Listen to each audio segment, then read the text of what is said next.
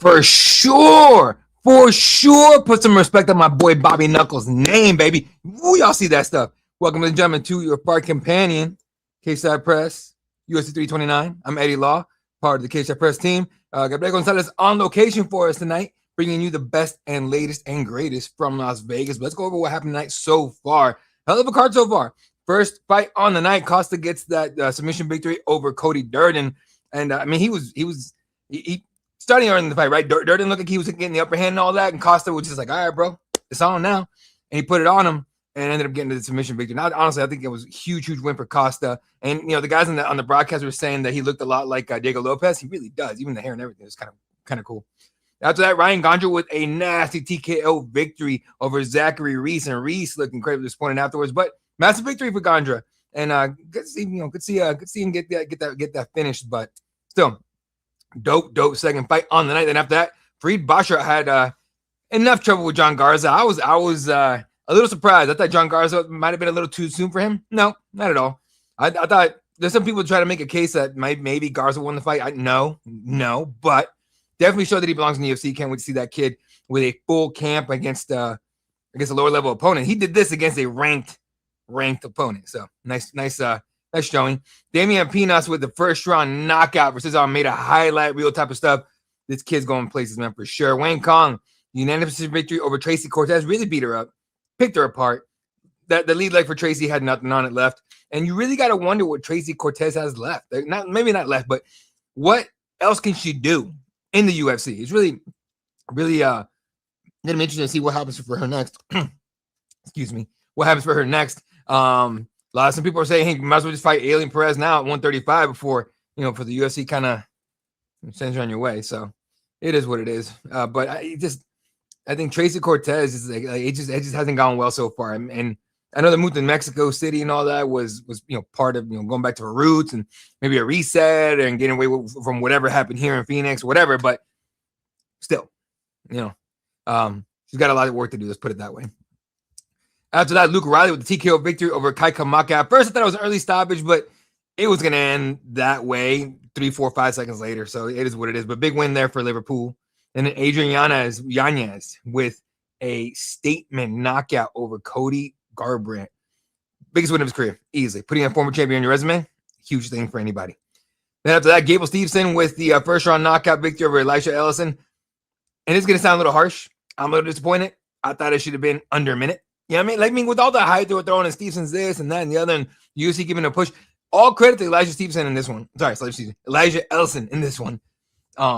He gave him a fight. He gave him some trouble. Not a lot, but enough to we're just like, okay, maybe Gable's got some more work on here. And he does. He's got a lot of work on, but it's all good. But just don't give him the mic. Clear reason why he's not in the WWE. Just don't give him the mic, please. Just stop it. Then, of course, Bobby Knuckles. I don't care. The Reaper, forget that nickname. Bobby Knuckles. Third round TKO victory over Nikita Krylov. Krylov could not handle the speed or the pace. And it might have been a mistake to try to wrestle early in the fight. He should have probably waited a little bit. But used up a ton of his energy in that first round trying to wrestle Robert Whittaker to the ground. And paid for it dearly. Finishing the third round. So, and nasty, like standing knockout. That was perfect.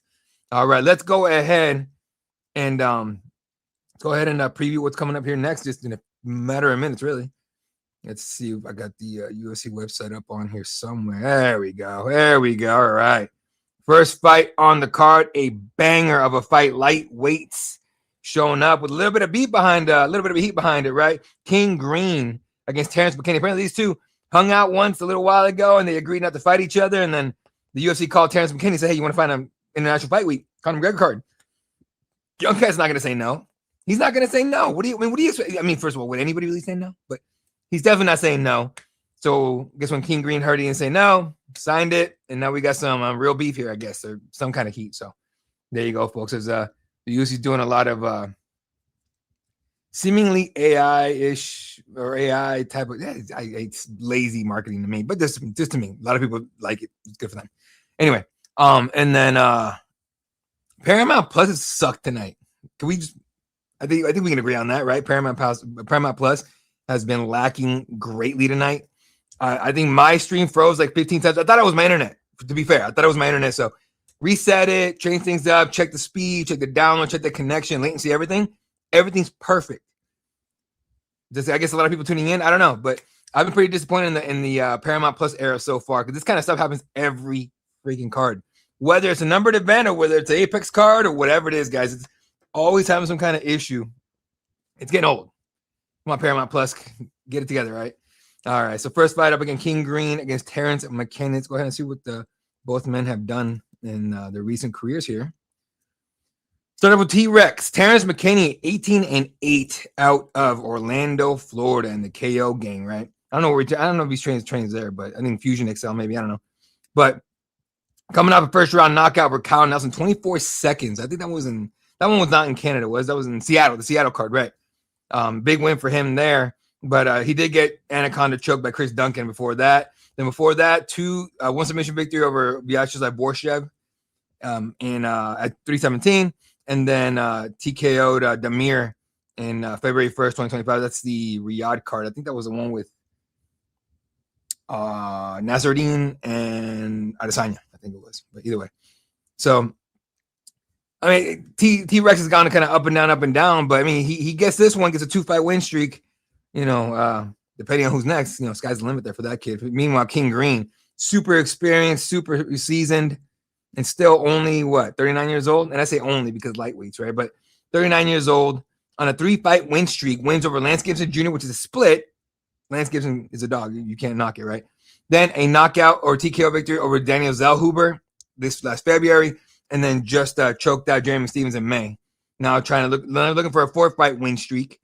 And he's going to call a shot. He wins this fight. He's been calling for the BMF belt. But he wins this, he's definitely going to be looking for the BMF belt. And I know what he's been saying. You know, I want to win it so I can give it to Nate and all that. And that's cool and everything. It's great. Right? But make sure you get yours first. All right? All right, King. I mean, do your thing, dog. All right. And then, yeah. So there we go. All right. Going to take a super quick break here. Like maybe 10 seconds while I finish up doing a couple housekeeping things here. And I'll be right. Actually, no, I think it's already done. Yeah. But yeah, let's see how long it's going to take. There's all these breaks on here kind of suck, to be honest with you guys. All right, let me go ahead and make sure everybody knows we're live.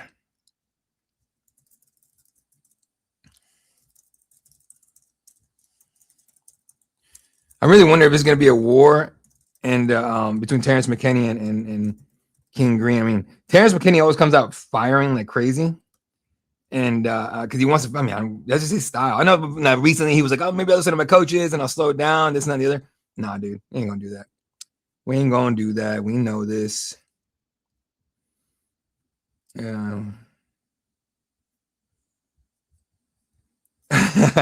So Bobby Knuckles was talking to Joe Rogan in the comment section and in the octagon.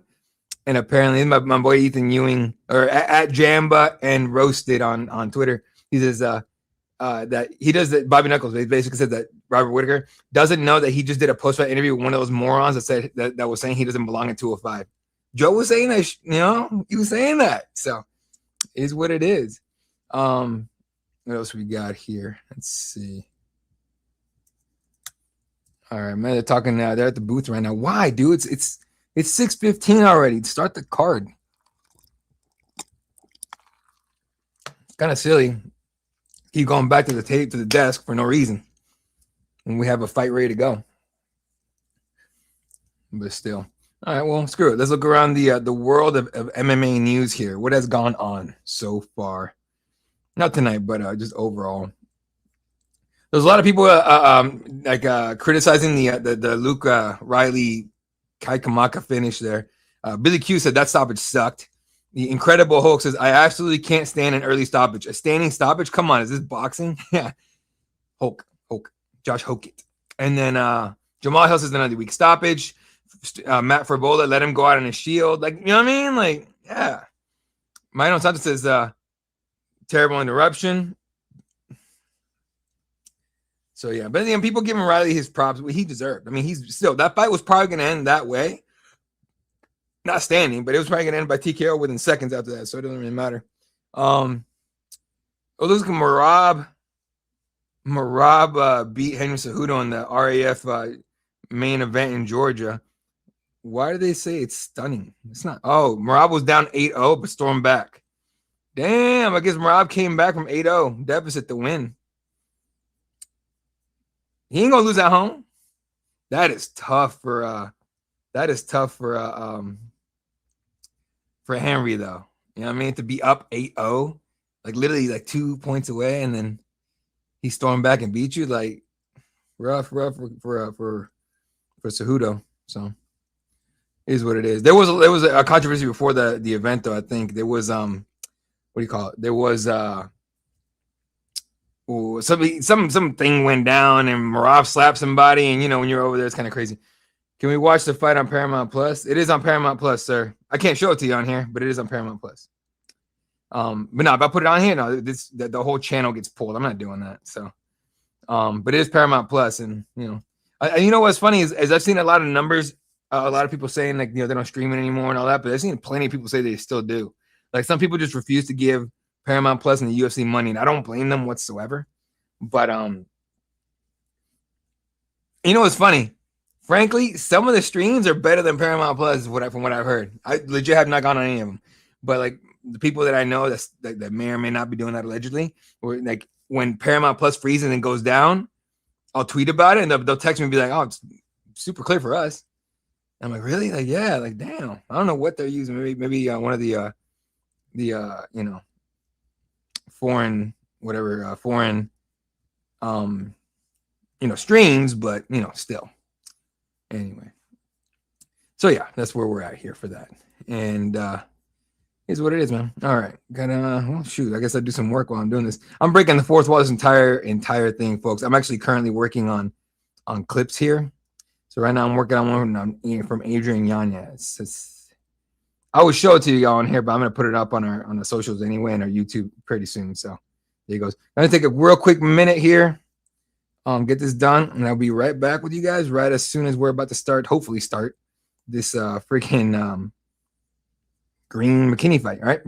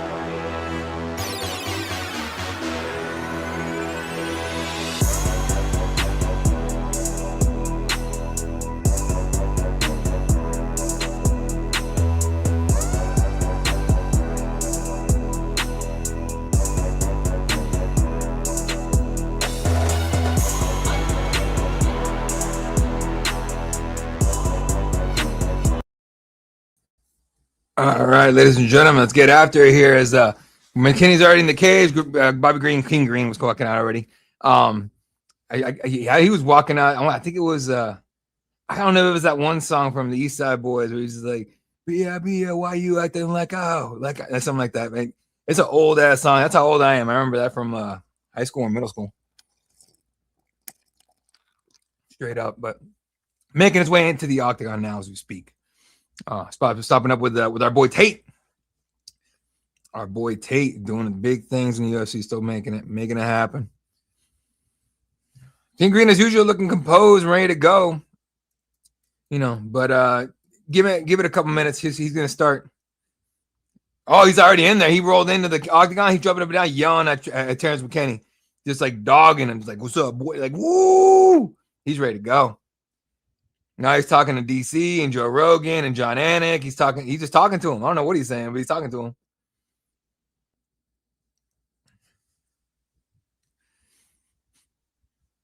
So, I mean, we'll see what happens. I think Dana White on the side. He ain't even talking to Dana White. He's only talking to the commentary team.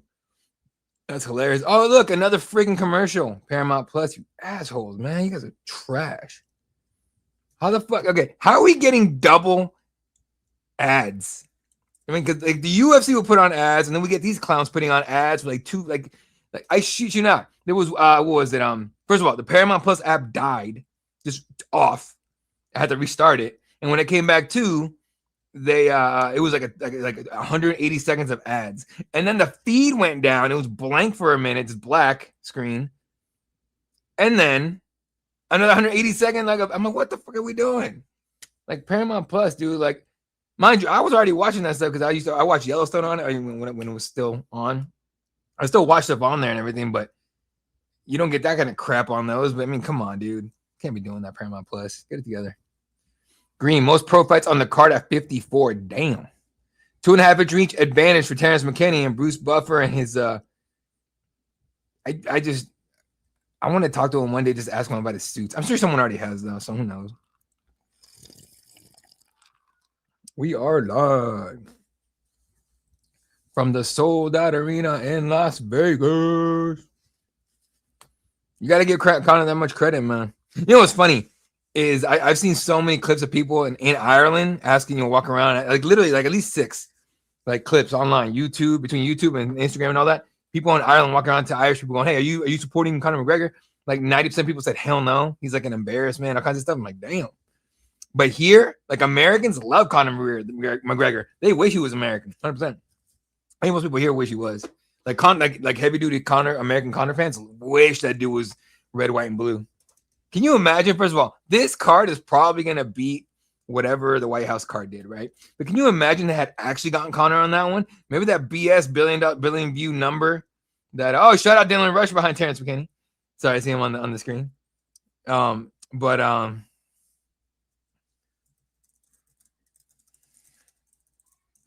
I had to text Dylan real quick. But now I forgot what I was saying. But anyway, all right. King Green, 35-17 and 1 no contest, 5'10", 155.5 on the scales out of Fontana, California. -110 favorite. King Green. Let's go. And you get all these clowns that overpay for the seats doing this bullshit on the screen. It always makes me laugh when they do that. I'm like, y'all need to stop. It's just like, and I get fans do this. But like after a while, when fans get on there, like come on, guys, enjoy it. Why not? Enjoy yourselves. I'm not knocking your game. I think it's silly, but I'm not knocking y'all. I mean, I am knocking you a little bit, just clowning you a little bit, but not like in a hateful way. Here we go, round 1. King Green can't wait to get out there. T-Rex right at him. Little side kick to the lead knee from King Green. T-Rex is just walking him down, throwing heavy shots. Big right hand for T-Rex. King Green just ate it. Green's just trying to counter him. He takes him down in the most weirdest way possible. T-Rex on his back. King Green on top. King Green going for the choke. He's got the headlock. Knee to the head. Paramount Plus freezes for a second. We're back to throwing hands. Fucking Paramount Plus. Body kick for King. T-Rex is just trying to counter up top with heavy shots. He's trying to finish this fight like he usually does. As quick as possible. It ain't happening right now. King is doing his thing. Nice straight jab from King. Avoids the fire back. Now, I think King Green doesn't mind being in close because if you're close as he is right now, Like a lot of T-Rex stuff is going around, past him. Oh, King is busted wide open on his face, though. Nice left hand for King. Avoids the uppercut, finds his right hand in close. Then a left hand through, avoids the right hand. Dude, King is just matrixing this dude right now. I don't know how long it'll last, but he's looking good. Oh, big shot to the body from T-Rex. It might have been an eye poke, but no one called it. No, he got blood in his ass. What happened? King back close to the King. Oh, big nasty body shot for Rex. T-Rex doing his thing. Right hand up top. King's talking to him. King just avoiding some of the stuff up top, and he's talking to him some more. King is looking good here. Like, Terrence is still landing some, but not like we usually used to. And Terrence is letting loose. And big left hand up top for Terrence. Body kick for King. King's got to get the hell off the fence here. Tries to do it by clinching. Can't get there. Straight left for T-Rex. Knee up top. Knee up the middle doesn't really land. Dude, King is just letting loose with talking. Just talking to him. Like, you can't hit me. You can't hit me. Terrence Terrence might get tired just throwing hands at him. We're coming down to the 3-minute mark in 5 seconds. Psychic to the body from King. Trying to tax that gas tank of T-Rex. T-Rex right in his face here. Left hand for King. Ducks down just to avoid what probably was coming, but Terrence never countered. Looking good. King's trying to lead that land that oblique kick there to hyperx in the knee. Terrence shoots for a takedown, gets it, gets on top, gets the one hook in, looking for the back here on the fence. King has his right side kind of up shoulder up on the fence here. So what that's going to do is really block that right hook for getting in. But the problem is he's wide open for left hands to the face, and King's still talking to him. Holy shit. I love King Green. He's the man. Oh, right to mount is T-Rex. He literally forced it, landing uppercuts, left hands up under the arm on King. King can't do nothing right here. King's just trying to grab his Terrence's left arm to stop the damage. But he is eating some clean shots here. The ref is right there. He's about to wave us off. King is in a really bad spot here. Trying to get to his knees, trying to get the turtle. Terrence look for the neck, so King immediately tries to go to his right side. Back to basically flat it now. King is just surviving here with 1:40. Hang on. 5 left in the round. Now Terrence is looking for elbows. So the ref's about to stop this. Ref is right there. He's literally just trying to get in there to wave it off here. Now we're looking for the neck. We might be under the neck here. Nope. King defends it. Now he has a full back take. Hooks her in. Looking for the body triangle is T-Rex. Now he's looking for the neck. No body triangle. He's got the hooks in, though. King is just trying to survive this round right here. Coming up on 1:20 left in the round. The slowest round of all time. Jesus. Terrence digging that left arm under the neck. Can't get it. Switch to the right arm under the neck. That's what you do. You got to swim it out, right? If this one gets blocked, you kind of grab your own hand and you pull it through. It's a nasty way to do it, and it sucks when it's done to you, but it's damn effective if you're strong enough and slick enough, especially right now when these guys are sweaty as hell. And King is bloodied up. King's just throwing annoying ass right hands and landing him on the face of Terrence. And Terrence has to be like, dude, what the hell do I got to do? 52 seconds left in the round. Terrence still looking for the neck. Stupid. Not stupid. Well, honestly, if I'm Terrence, I get back to the feet. You know what I mean? Unless he finds a way to do it, but I don't see it. Those are kind of dope shorts from King Green, by the way. I didn't realize he had custom shorts. Oh, King Green back to his feet. Terrence with his back to the fence. King's starting to get let loose here up top. 1-2. Kicked at the body. Oh, uppercut for Terrence was nice right there. Big left uppercut again. I hit the shoulder. King Green goes, oh, you hit me right here. It's all good. Right hand to the body from King. 15 seconds left in the round. Be nasty if King Green or either guy landed a kill shot right here. Body shot. Oh, Terrence is down. Terrence is down. He's eating shots. 6 seconds left. He's about to wave it. The ref's right there. King's going off. King's trying to finish this. 1 second. Oh, what was that? That was waved. He waved it. He waved it at the buzzer. Waved at the buzzer. King Green, baby. Woo, let's go. Whoa. All right, King Green. Let's go. And double middle fingers with the cameras. Oh, you can't kill that man. Can't kill that man. Cannot kill that. Hey, Terrence, man, should have said no, dog. No, I'm just kidding. Look, Terrence almost had it. I thought he had this fight. I think honestly, if this fight goes to the second round, I think Terrence would have pulled something off, but nope. And now King's over to talking to DC. DC's just like, yeah. And Paramount freezes again. God, you guys are trash. Anyway. All right, folks. As soon as he gets up there, I'm gonna mute myself and work on getting you guys quotes and stuff like that and whatever he says. So, but as soon as he does that, meanwhile, I'll stay on here. But damn. Poor T-Rex, man. He does look pretty devastated right now. That's the game, my boy. That's the game. That's the game. Cut man Tate right there. Letting them know, like, hey, man, you good, young man. You good. You good. You young. You got plenty of fight in you. Oh, my bad. That was actually King Green. It's probably like, yeah, let's go. Ooh, that was wild. Hell yeah.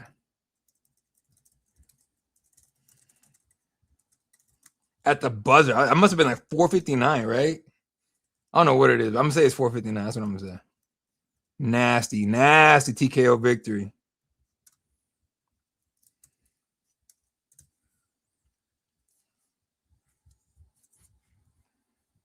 Oh, Terrence's corner was like, no, what the fuck are you doing? That was wild, boys. Woo! Nasty. Nasty.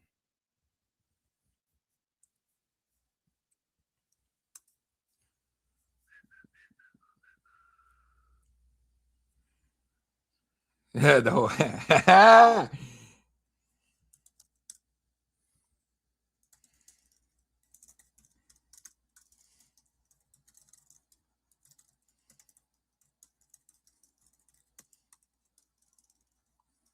right, I'm going to mute myself here for a minute, boys and girls, and I will be right back. I promise.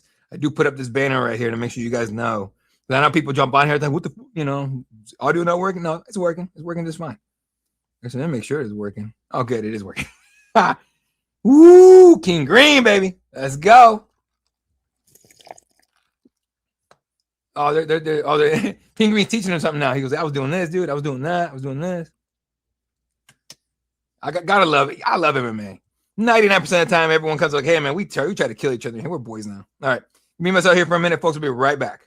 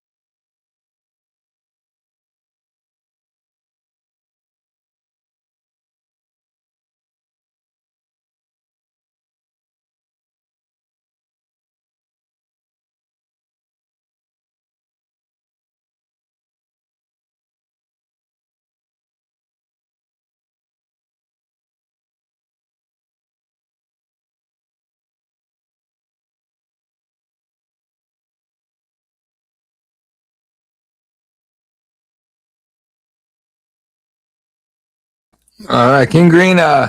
He was Joe was asking, like, what was he saying and all that. He's like, I was like hitting him like this, like little bitch. I got a good crack out of that one. Anyway, massive victory, 4 in a row for King Green at the last second tonight. Beautifully done. And Terrence McKinney's gonna have to bounce back. Now he's got loss, win, loss. And they're showing Michael Chandler on here.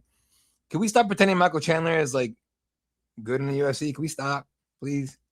It's getting old. Anyway, Charles Oliveira in the crowd, BMF champ. I think still. Justin Gaethje in the house, lightweight champ, and the crowd's giving him some love.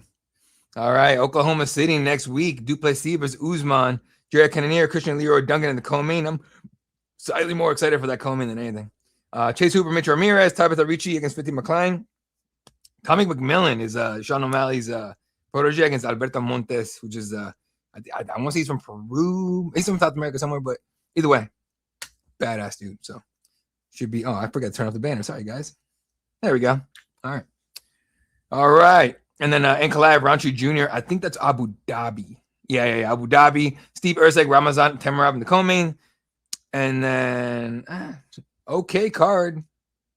I'm a little surprised that that Turkey accepted this card. You guys seen Turkey has there was like a couple cards where Turkey would tell Dana like, no, you take this away from me right now. This is trash. And he like there was that fight night card and they threw it in the Apex instead and they switched it over and threw a pay-per-view because it's still pay-per-view time. Threw a pay-per-view at him. It's pretty wild. Anyway, and they're doing a promo for Khalil Roundtree Magomed Ankalaev. You're doing a promo for that fight when you have Oklahoma City next. I mean, I don't know. I don't make the rules of the UFC. You do your thing, boys. What are you going to do? All right, folks. I'm going to take a quick break here. I'll be right back. And we'll get going for the next fight, which I believe, make sure I know what I'm doing here. Brandon Royval, Lone'er Kavanagh. Royval Kavanagh. And I'm actually excited as shit for this one because I put all respect to anybody that can beat Brandon Moreno. So, yeah, there you go.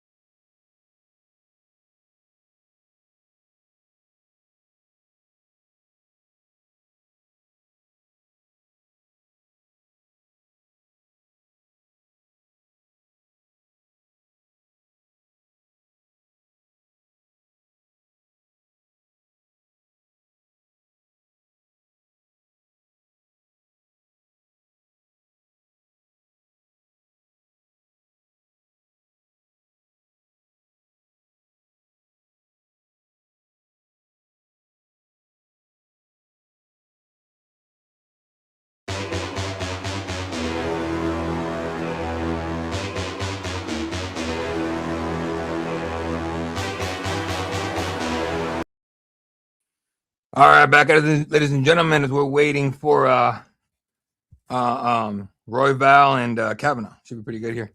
They had Alexander Hernandez, who's a training partner of Royval's, talking about something. I didn't hear it, so sorry about that, guys. All right, let's go ahead and get back to it here. Obviously, coming off a nice little win here.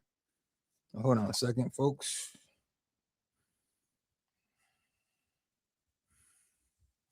That's weird. Coming off that win for the fuck is that? That's weird. Coming off that win, King Green. Jesus, I'm all out of it. All right, let's go ahead and see what else we got, boys and girls. So the next fight is Brandon Royval, Lone'er Kavanagh, and Royval's had a very up and down, but the guy doesn't take any crappy fights. Like every fight he takes is some kind of challenge or a debuting guy or some wild stuff. But he is on a 2-fight losing streak. Lost to Joshua Van, lost to Manel Cape in December. This is his first fight since December, so he's only been out for a few months. Kind of normal, right? But I mean, he's been on like win streaks and losing streaks all over again. But none of his fights are weak. Like who's he fought here? He fought Brandon Moreno. I think he beat him once at least. Lost to Pantoja. He's fought Pantoja, Matt Schnell, Nicolau, that's Tyra, Manel Cobb, Joshua Van, not fighting Kavanagh, who just beat Brandon Moreno not long ago. And Kavanagh's got a crazy come up, right? Like it's very impressive what he's doing with Britain Top Team, right? And coming out the Brandon Moreno win and made his debut. I made his debut like a year ago. I know he's a contender guy. 24 is when he made his debut against the decision over Jose Ochoa. Then Felipe Dos Santos, decision him. Did lose that one to Charles Johnson by TKO, but then decision Brandon Moreno. So he's not much of a finisher, but he does win fights. So there's that. All right, let me go ahead and start make sure I promo that we're on live here, folks. Appreciate every single one of you guys joining me, hanging out on a nice little Saturday night.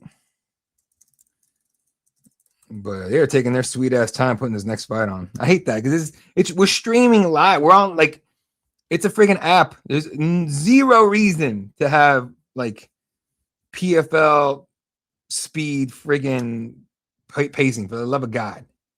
Come on, get it together. And they're dude, and it's like we're in. I got what is it like a minute long or 70-some second long ads from Paramount Plus 2. Jesus, but this was America.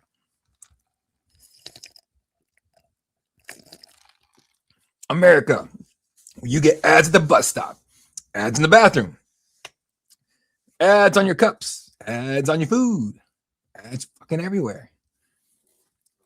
Seriously, does any country have? I mean, obviously, I live here, and I've lived in Mexico before, and it's like, yeah, there's ads everywhere, right? But I mean, the type of like the amount of ads we have in this country is insane. Like you have like dick pill ads. You have Wegovy or the freaking weight loss injection ads.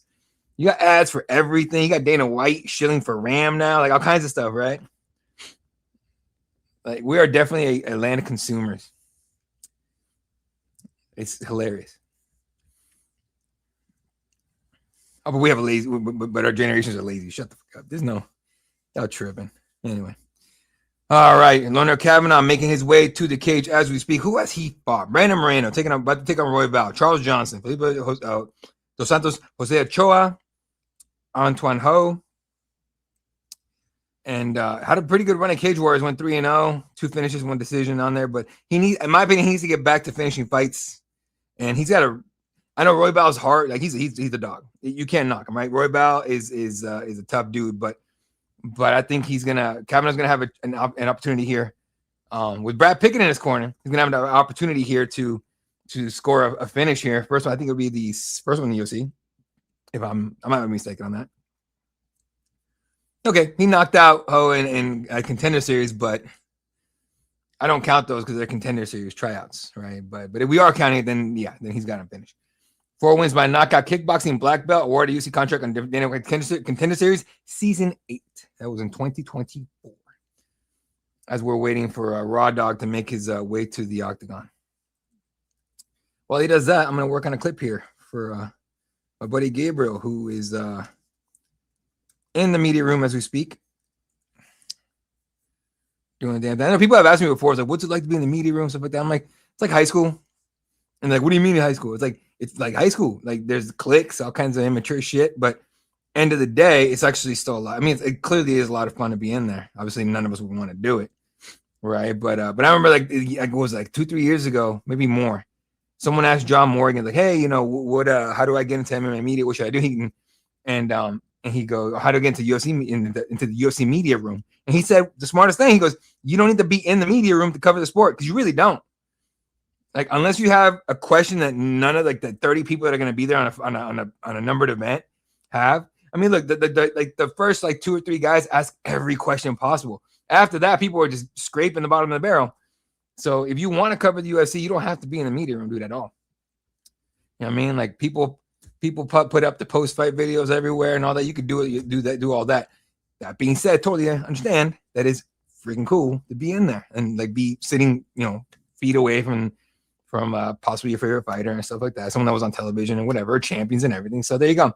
Brandon Royval, number 4 ranked flyweight, former LFA flyweight champion, most fight of the night awards in flyweight history at 5, and the second highest significant strike rate in UFC flyweight history at 5.54 per minute. If you watch Brandon Royval fight, you know exactly what that means. So should be pretty fun here. Let's see what Mr. Gable Stevenson. I know so many people that call him Stevenson, and I'm like, all right, Stevenson, but you know that's cool. He doesn't even bother. Like, you know what's funny? Like he won his fight, great, cool. I just hope they never give him another microphone ever again. Frankly, that's just me. Let's see what this sounds like. Oh, that's a picture. No, I'm trying to get the video. Hold on. I just realized I just put some bullshit. Hey, another freaking ad. I know I'm complaining about bullshit, but still. Like, can we agree this is stupid? Like, this is just dumb to have this many freaking ads.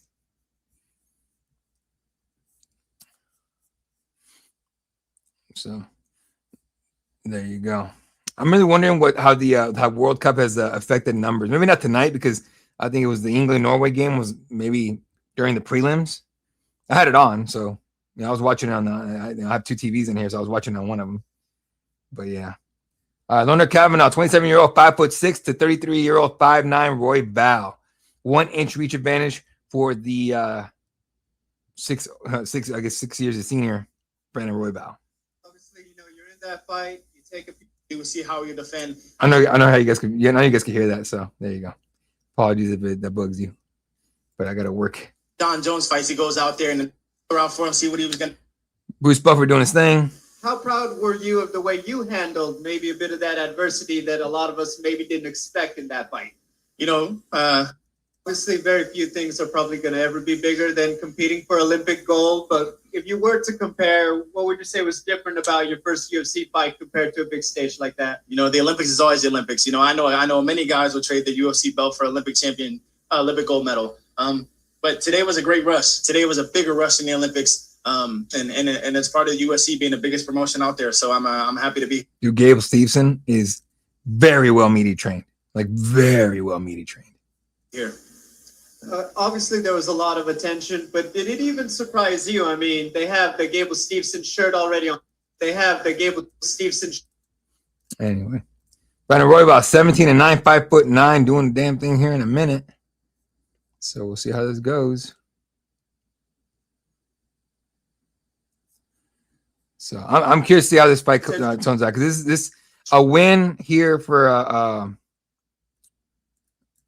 win for Kavanagh just keeps his train going. But if Royval's able to stop the hype train, then he's cooking with gas. See how it goes. I know he's coming off losses and all that, but he needs to snap the 2-fight losing streak, bar none. That has to happen right now.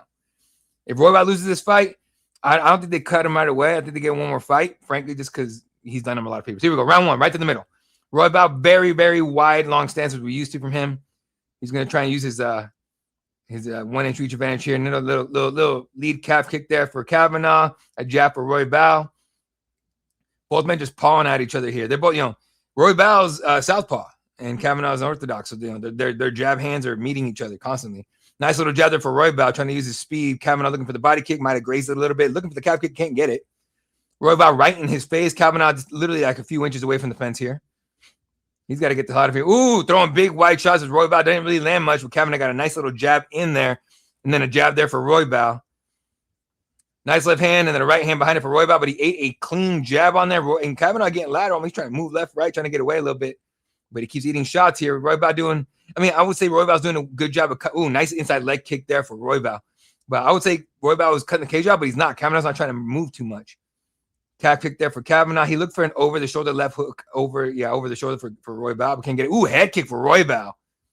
Nicely done. Use those weapons to keep him in front of you. Maybe that's why Kavanagh's even bothering to move. Maybe he's just he knows all that's coming, so he's just gonna accept the firefight right in front of him. Royval really not putting out the high pace that we're used to. I think he's gonna hold it for a while. A nice little jab there for him. Kavanagh can't land on the return. Another jab for Royval. Royval looking to land the left hand. I don't think the left hand touched, and the right hand he pulled. Inside leg kick for him, though.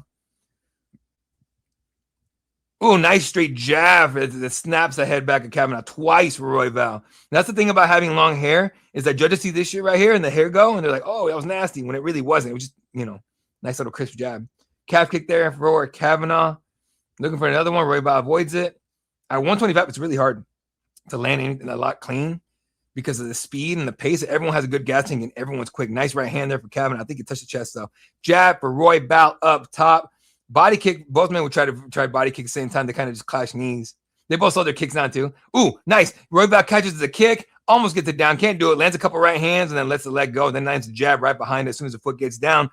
Kavanagh's having trouble here getting past the jab of Royval. Royval's using that 1-inch reach advantage to his advantage. Another jab for Royval. Kavanagh's having a real hard time seeing the jab coming. Like Royval's doing this thing right here, right? Where he's just like, and the bah. Another body kick caught by Royval. A couple right hands landed, but Kavanagh gets away. I don't think Royval wants to take him down. I doubt it anyway. Nice little teeth, like body kick where the toes dig into the body there for Royval. Oh, body shot and the left hook up top for Kavanagh, but then he eats a jab right off that. A lot of pressure here from Royval. Kavanagh trying to push back forward, right hand to the chest here. Can't. Ooh, nice jab for Royval. Just the head snapping back repeatedly for Kavanagh with long hair or longish hair, the bowl cut. Not going well. Not a good look for Kavanagh. But again, it's early on. And this is what happens in a Royval fight. Ooh, Kavanagh look for a nasty left hook, can't land it. Goes for a leg kick, can't do it either, but he does eat a nice crisp jab from Royval. Ooh, nice right hand for Kavanagh, finally, young boy. But I think, Royval must think Kavanagh's hurt. No, he doesn't. Never mind. Kavanagh's nose is busted up. Royval sees it. Royval shoots in for the double leg. Hands connected, lifts. Kavanagh has a guillotine grip on his neck. But Royval gets to the side, eliminating the choke, and he has him down in side control. Very nicely done for Royval. The problem is Kavanagh's left side is right on the fence. So Royval's going to be pretty limited on what he can do submission-wise. But he's in a good spot to land some damage up top, maybe land to the body a little bit. I would love to see him land some knees to the body. Kavanagh must have seen that coming because Royval was winding that right leg up. Instead, gets his half guard in play, looking to go deep half. Instead, gets his full guard back, closes the guard. Right hand up top for Royval. Trying to control the weapons of Royval is Kavanagh. Instead, he's eating elbow sandwiches up top. Then a right hand to the right head to the left side, to Kavanagh's left side of his head. And Royval just landing not whatever he wants, but he's landing what he can here. Little overhead, little headlock, overhook for Kavanagh. Royval just doing his best to keep on his ass.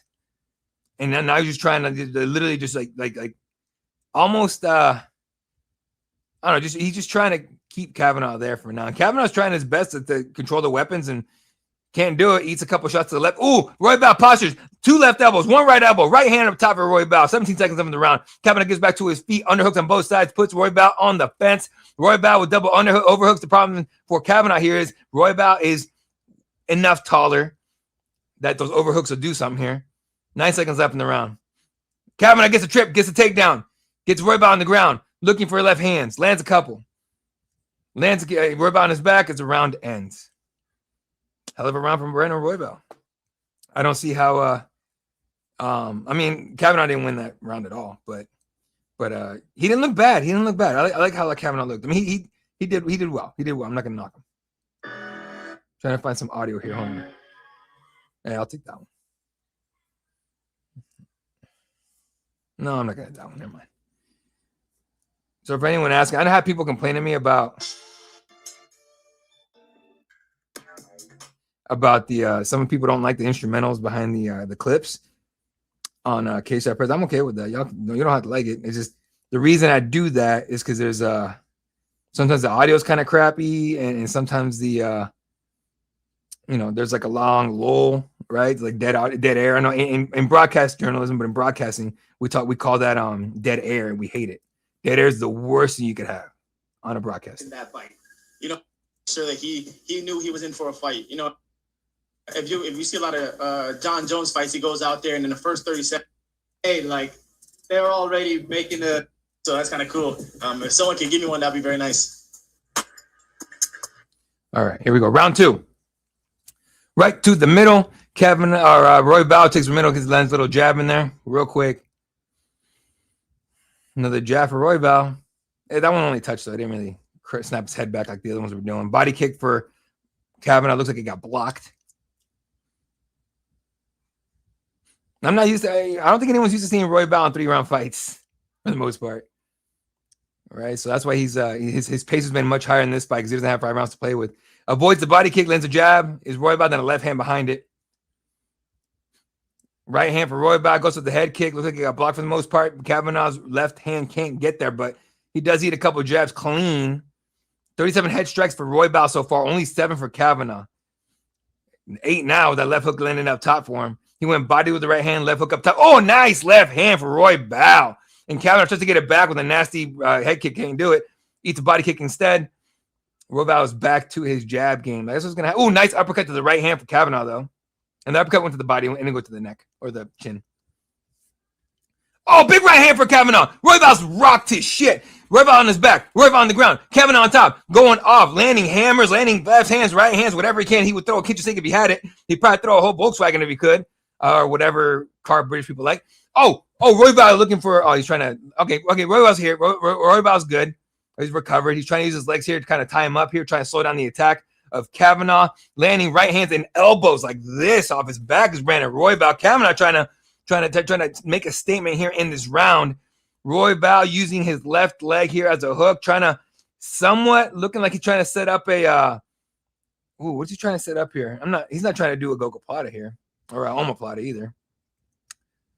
Trying to get. He's trying to set up like an omoplata here. No, buggy? No, not buggy choke. What's he trying to do here? I'm just a blue belt, guys. I'm not gonna bullshit y'all. But I think he's gonna try and get that left foot under his neck. Almost had it too. Oh, it'd have been like a triangle off his back, and then he grabs the back of the head and pulls it, so you get that right on the artery. Instead, Royval gets back to his face, lands the right hand upon getting up here. Kavanagh's going off, trying to finish this fight. Royval's still here. Kavanagh, what you gonna do? Big swinging hooks from Kavanagh. Royval hits 2 straight shots, avoids the left hook return from Kavanagh. 1-2 right. 1-2 for Royval. Left hand then after it. And going for the single leg. Kavanagh trying to get that guillotine grip. Loses it. Royval tries to switch to a double leg. Can't do it. Getting stuffed. The legs are spread too far. And so now Kavanagh's kind of controlling the position. Lands a nasty elbow up top.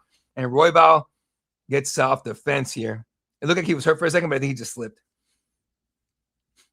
Man, Kavanagh had him worried for a second. Body kick for Kavanagh. Gets caught, but nothing lands for Royval off of that.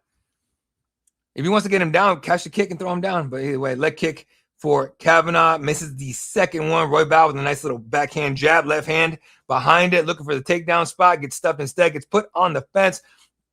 Unhook on the left side for Kavanagh. On the other side, it's Royval. Kavanagh lands a shot. Drops down for a double leg. Royval goes to one knee. Kind of gives it back up a little bit, but stays on his feet. Looking for a spinning back elbow. Can't get it. Kavanagh puts him back on the fence. And now we're clinching with the almost double underhooks for Kavanagh. Royval pummels with his left underhook and then lands a right elbow up top. Oh, that left elbow was to the back of the head. That's what happened. Yo, okay, well, the ref missed it. But, flyweights move too fast. Here we go. Minute 14 left in the round. Royval looking for the jab again. Misses the 1-2 for sure right there. Kavanagh backed up just enough. Definitely a good statement round for Kavanagh. I'm just, depending on what happens in the next minute, Royval might be able to steal it back, but who knows? Royval, right hand, shoots the takedown, gets it.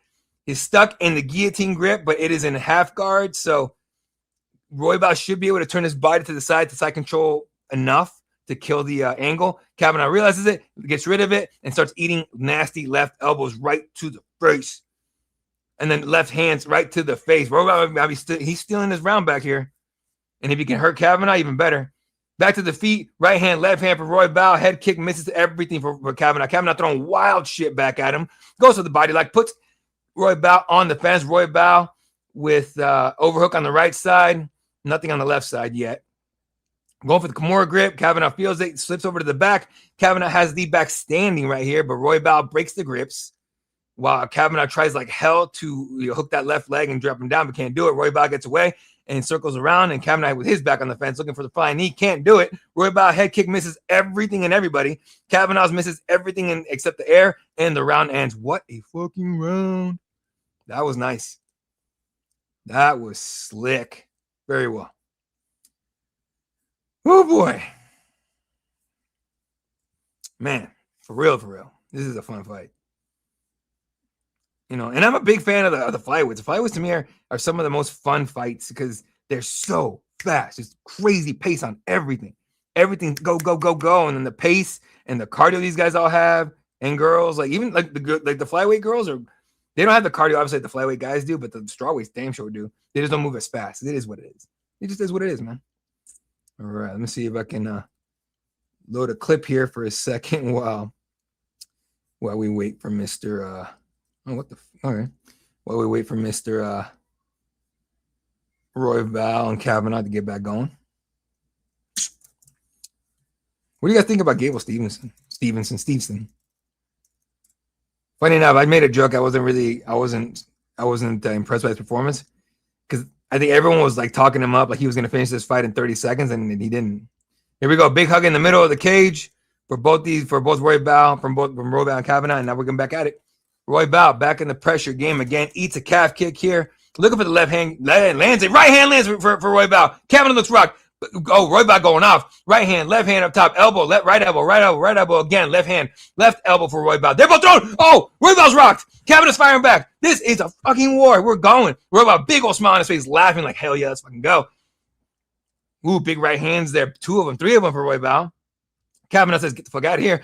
Royval shoots in, but the single leg has that leg locked up and gets dropped back. No. Kavanagh jumped the ghillie. Has a half guard in there. The angle's okay.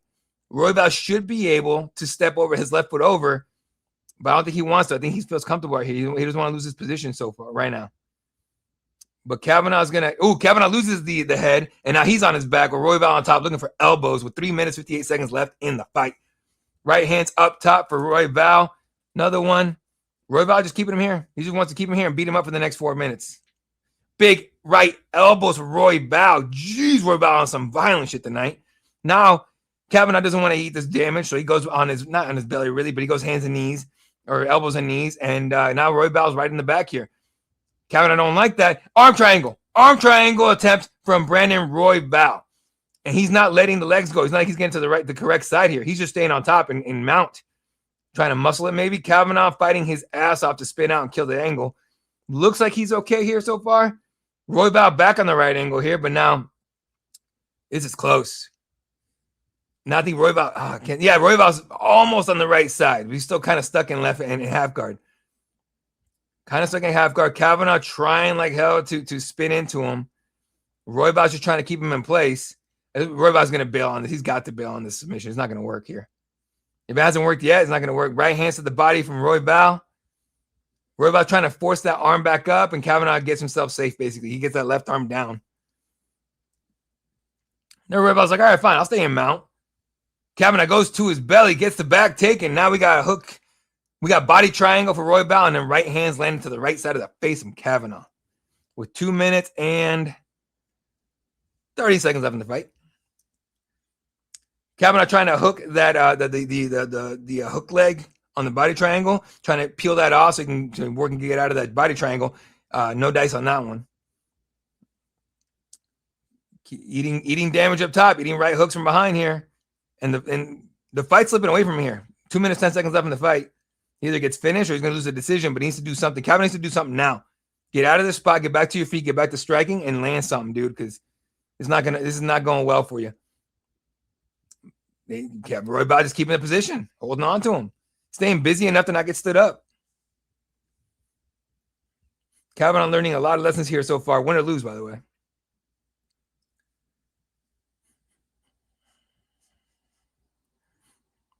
Royval on the chin here. Going to go neck crank. He's going to go neck crank. He's squeezing hard, squeezing so hard, Kavanagh's mouth just dropped open. Kavanagh trying not to let it slip, and it looks like it's slipping under the neck. It's under the neck. Rear naked choke. That's it. Rear naked choke. Just tap. Or go to bed. Go to sleep. Kavanagh taps. That's it. Brandon Royval. Third round. Oh, Kavanagh did go to sleep. He tapped. I think he's already back. He came back too. And Kavanagh's not okay. Royval tried to, console him, and Kavanagh kind of just pushed him away. So there it is, folks. Okay. Do not count out a veteran dog. All right. Don't count people out, bro. It's just, you never know. You never know. Don't I have Royval on here somewhere? Here, Royval jumps to his corner. Big old hug from Alexander Hernandez. They're boys. Those guys are boys. There we go, Royval. Hell of a win for Brandon Royval. As soon as they announce the times and all that, I'm going to mute myself here and get you guys, the finish times and all that, and any quotes. But I'm happy as shit for Royval. Royval's just every single time you think he's done, he pulls this kind of stuff off, man. It's wild.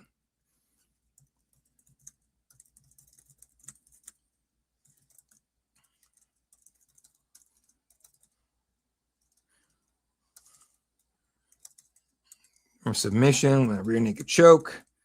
Ew, I wasn't paying attention at the time, but usually I get close to what the time was, but we'll see.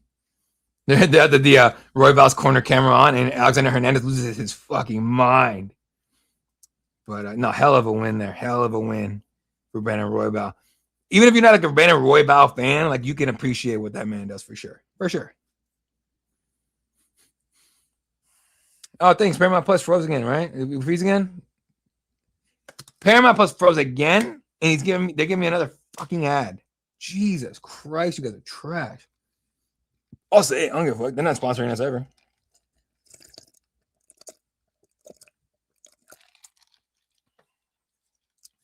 I can't tell if this ad is Giannis Antetokounmpo or just an AI ad, but it looks like it's an AI ad from Kalshi. Kalshi? What's Kalshi? It's another fucking betting app. Do we not have enough freaking betting apps? You guys want to lose all your rent money in a freaking betting app? Y'all tripping. As long as you're not one of those people that like DMs fighters when they lose because they screwed up your parlay, it's cool.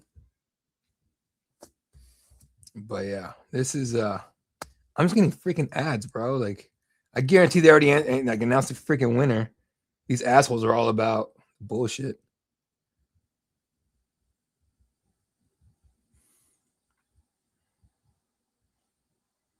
There we go. All right, me and myself here for a minute. I'll be right back.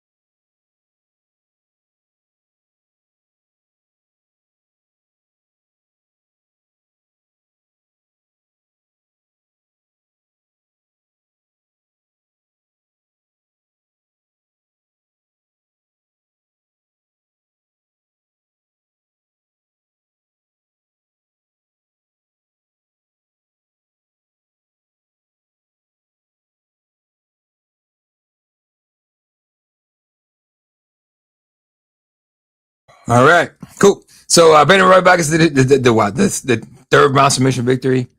Oh shit, Paul Stanley. I guarantee anybody under 70 has no idea what that is, or 60. But either way, Dak Prescott. Still on interceptions here. Oh, yo, Justin Jefferson showed up with a dime piece. Do your thing, bro. Alex Pereira showing up like he just got done at the gym. It's more of a fancier little sleeveless. Vince Vaughn and Mel Gibson standing next to each other. Mel will get cheers in the UFC for sure. Oh, the head coach of the Boston Celtics, Joe whatever, Mazzulla, Max Crosby in the building. That's embarrassing. Oh, the Theo Vaughn. Embarrassing how he got traded to the Ravens and they screwed him. That was bullshit. Mario Lopez, we don't claim him. He's trash. Looks like Tyler Sheridan next thing, or the guy that makes all the Yellowstone shit. All right. So are we going next to the next fight? All right. We're going to more freaking ads. All right, folks. Gonna take a quick break here. Be back here momentarily. Appreciate you guys hanging out with me. And the next fight is, in fact, of course, I'm hanging in Mario Bautista. Oh, Brandon Royval wants to fight Asu Amabayev. Sick call out. Solid call out. So there we go. All right.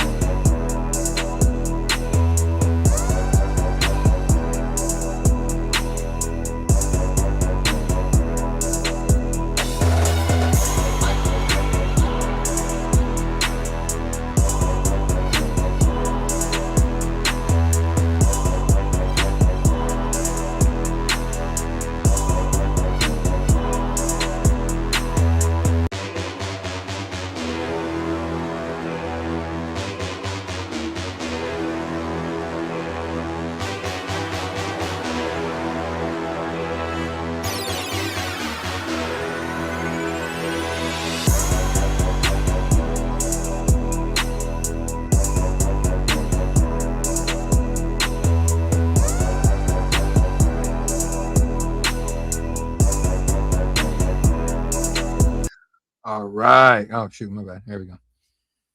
Okay. Sorry, my boys hit me up. They had fights here here in Phoenix and everything. Rough MMA, if you guys ever heard of it.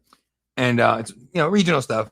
But being in Arizona, you get the guys from the Red Hawk, and you get the guys from MMA Lab, from Arizona Combat Sports, from all the Arizona gyms, right? And so he was just like, hey man, I met Tommy McMillan. I'm like, fuck yeah, that's sick. That kid's got a lot of potential, frankly. So let's see. Wow, Robert Whittaker clip. Here we go. What did Robbie Whittaker say?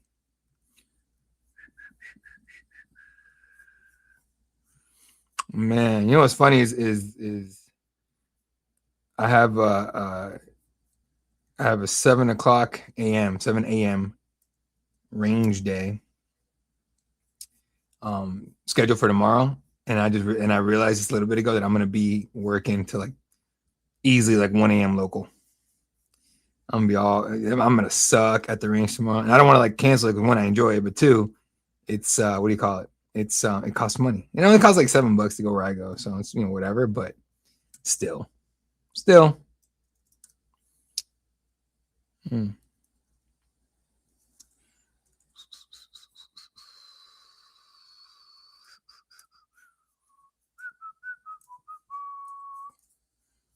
right. As we're getting more ads, bro. We have 13 seconds after this bullshit ad. I'm gonna clown the hell out of Paramount Plus for all the ads because we already get all the ads from the UFC and we get to get ads from them too. It's utterly ridiculous.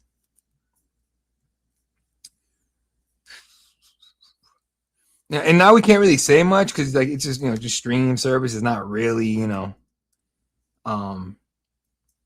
it's not really what is Megan Levy talking about?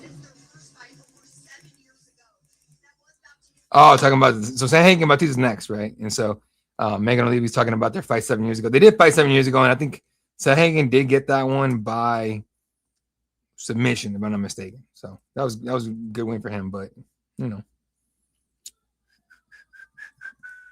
as Mario Bautista making his way to the octagon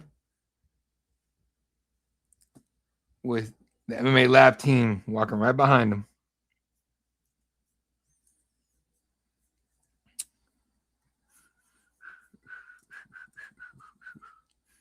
Mario Bautista. It's funny. Everyone hates Mario because what he did with because of the fight with Jose Aldo, but Mario's a good dude. Works hard. He become more of an asshole lately, only because like people just shit on him so bad for that. And not really an asshole. He kind of just ignores people now because he got so much crap for beating Jose Aldo the way he did. Here's what it is. It's wild that he shares an opponent with Conor McGregor, who's a 170 tonight. He's a 135er. Mario Bautista, 8th most significant strikes in a UFC bantamweight fight in one fight, 173. Defeated Petchy Mix by decision at UFC 316. 1 of 12 triangle armbar submissions in UFC history. 3 wins by knockout, 7 by subs. This guy's a finisher. I know he's not the most exciting sometimes, but he does finish fights. Don't get it twisted. Cassidy broke his jaw in that moment. So obviously it's great to have a win, but you're very. And I'm gonna be making clips, fourth wall, bros. As we're waiting for Sandhagen. They're talking about Robert Whittaker's being asked at the post fight. About the allegedly breaking the jaw. All right. What's up, Peter? I like Bautista in this one. I think he's grown a lot more than Sandhagen has. Sandhagen has been doing the same thing, and Bautista's skill sets to me has evolved more. But as Sandhagen has said, like people can watch all my fights. I have all the tape on me, but you still got to deal with me, and I don't know anybody that can deal with me. So. It's still going to be a good ass fight, but it kind of depends on Bautista. Bautista's going to make it ugly and boring. Like his goal should be to get booed out the building because how boring this fight's going to be. In my opinion, that's how he wins. Sandhagen, Bautista, my friend, just like Peter said. Thanks for hanging out, boys. Appreciate it. Actually, you probably tweet out this fight's happening right now, huh?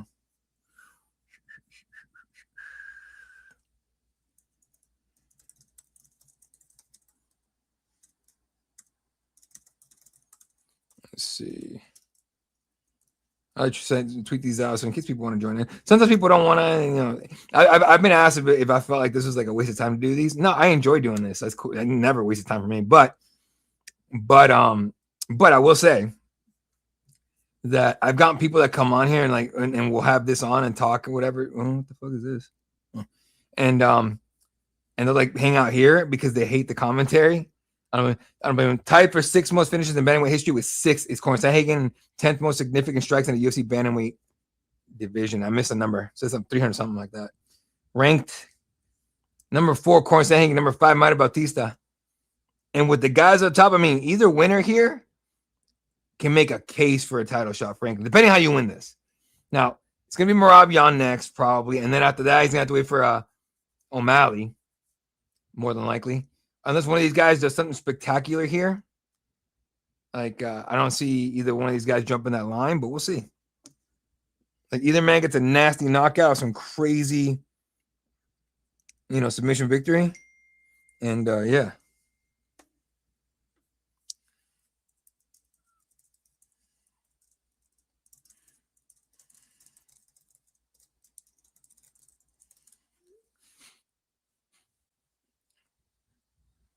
Having Mackenzie Dern on a tire commercial is the choice. Yes, sir. 4 against 5.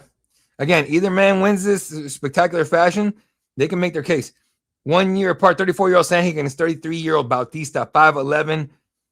So Cory Sandhagen, 5'9". Bautista doesn't really matter. 1 inch reach advantage to Cory Sandhagen. I want to see Sandhagen implement his striking more in here because Bautista's going to try and pressure him and grapple him and put him in spots he wants to be in. But the people forget Sandhagen has a good ground game. But we'll see. All right. Mr. Bruce Buffer and his nightwear over here announcing fights and shit. Obviously a great win. I was tagging these two a lot. But yeah, let's see. 17-3, 5'9", 135.5 out of Phoenix, Arizona, and a plus 120 underdog for Mr. Mario Bautista. Why the fuck is he ranked number 7 on there? See, this is the problem with the stupid AI rankings and media rankings. First of all, I'll tell you how to fix the rankings. Easy. Clean off the entire panel that does the freaking media rankings. The problem is you have people on there that don't even cover MMA anymore. That's not a secret. Everyone knows this. You know what I mean? Recycle those people. Every 6 months, get a new batch in, get a new batch in, get a new batch in. They better be active. But instead, they're like, oh, bring an AI in. All right. 18-6, Cory Sandhagen, 5'11", 135.5 out of Aurora, Colorado. Minus 145 favorite, 10-1 as a UFC favorite. So the odds are in his favor, clearly. All right, Bautista and Sandhagen about to throw down here.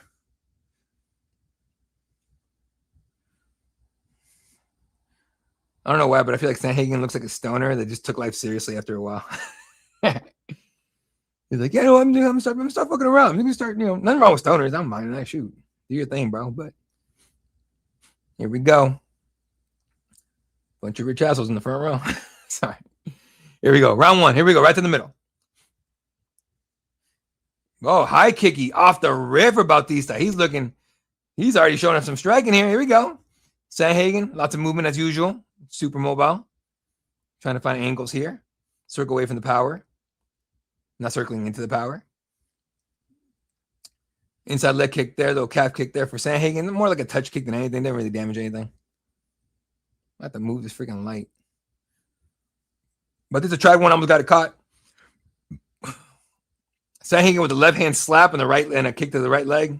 Or leg kick on the right side. Oh, clean left hand for Sandhagen off the body kick from Bautista. And another one. And another one. And an uppercut. Bautista's not hurt, but he's getting tagged a little bit here. Head kick for Sandhagen. Blocked, but doesn't really block. Straight to 1-2 for Bautista. Left hand for Sandhagen. Right hook misses everything for Sandhagen. Mario shoots. Body lock. Looking for the takedown. Gets Cory to the fence. Cory. Oh, God. Cory's saying so hard to take down. Mario almost had him down. Mario puts him on the fence here. Body locks for Sandhagen. Now looking for a trip of his own. Trying to turn the tables here on Mario. Mario with the right hands to the body. Trying to block the knees to his belly here. You get hit to the belly, dude. And that gas tank's going to get taxed. Knee to the belly from Mario. Cory moves into the other side of the fence here. Eating shots to the body here from Mario. I got to make up my mind saying Mario or Mario. I'm going to say Mario just because it's easier. It's hard to change from like the Spanish accent to the American or English one, I guess. Nice elbow on for the Cory Sandhagen and that left hand right behind it on the break. Beautifully done by Cory. Mario's already playing catch up. Already looking it's looking like the first fight a little bit. Calf kick there for Mario. A lot of stance switching from Cory. Back and forth, back and forth. That's how he moves around. He moves around really, really well. Cory yelled and pretended like he was going to go flying knee. Didn't do it. And there's a nice little leg kick there for Cory. These guys move fast. Cory's quicker. Left hand to the body for Mario. Big 1-2 for Mario. Another one. Another right hand. Ooh, throwing heavy and close. Cory chasing. Right hand to the body. Everything else missed. Nasty body shot for Cory. He realized Mario don't want to take body shots. Calf kick from Mario. Cory keeps doing this like left hand slap to the right hand, or he goes left hand slap to the body kick. But that left hand slap is a tell now. But I think he's using that to set something else up for later. He might do the left hand slap. Maybe turn it into a punch instead. Goes for the head kick. Does Cory down land it? Gets blocked. Under 2 minutes left in the first round. Cory moving on the outside here. Nice, straight, stiff left hand for Cory. Another leg kick there for Mario. Push kick for Cory. Mario chases a little bit. Throws. Might have touched a little bit, but done nothing clean. Landed the body there. Left hook up top. Misses everything for Mario. Double jabs there for Cory. Left hand there for Mario. And I think a calf kick there for Cory. I think I missed it. Cory pretends like he's going to shoot. Instead stays up and lands a jab. I feel like Mario's going to get back to the bench, to the stool and be like, what the fuck just happened? Nice right hand, left hand for Mario. Maybe not. Maybe I'm wrong. Maybe Mario's on it. Nice jab there for Mario. Cory's landing that oblique kick a little bit here just to stop the movement. Maybe hyperextend the knee.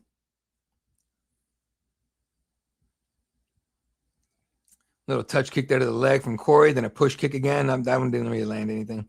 Ooh, Mario comes in with a 1-2, misses everything, almost gets taken down. They both come out, both land left hooks. Mario looked like he might have taken some damage there, but not really.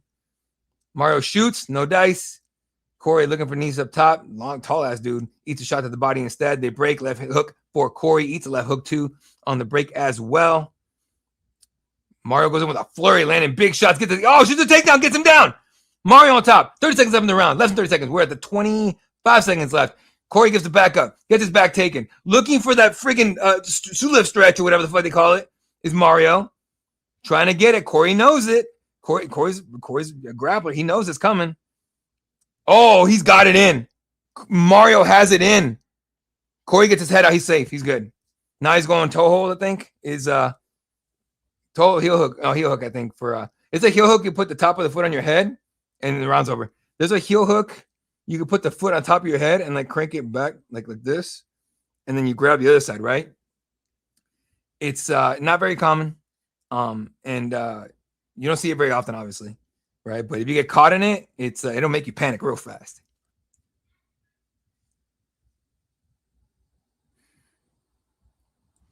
But yeah, that was a nasty round, dude. That was way too quick, man.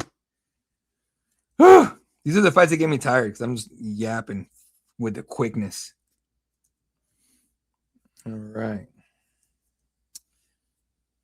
In case you guys are curious, we have clips up on our social medias and our YouTube channel for Farid Basharat, Wang Tong, Damian Pinas, Luke Riley, Adrian Yanez, Gable Stevenson, and Robert Whittaker so far.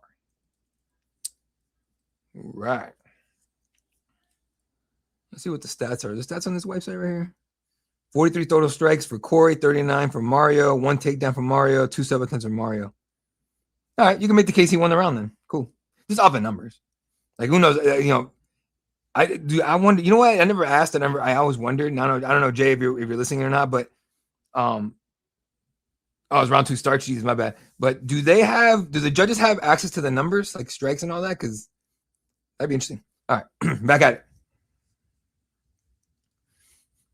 All right, Cory standing right and take the middle this time. Left hook's there for him. Mario looking for the right hand. Instead lands a jab. More hooks there for Cory. He really sees that left hook landing. It's Cory, so he keeps throwing it. Again, with that left hook, he's gonna set up that straight right.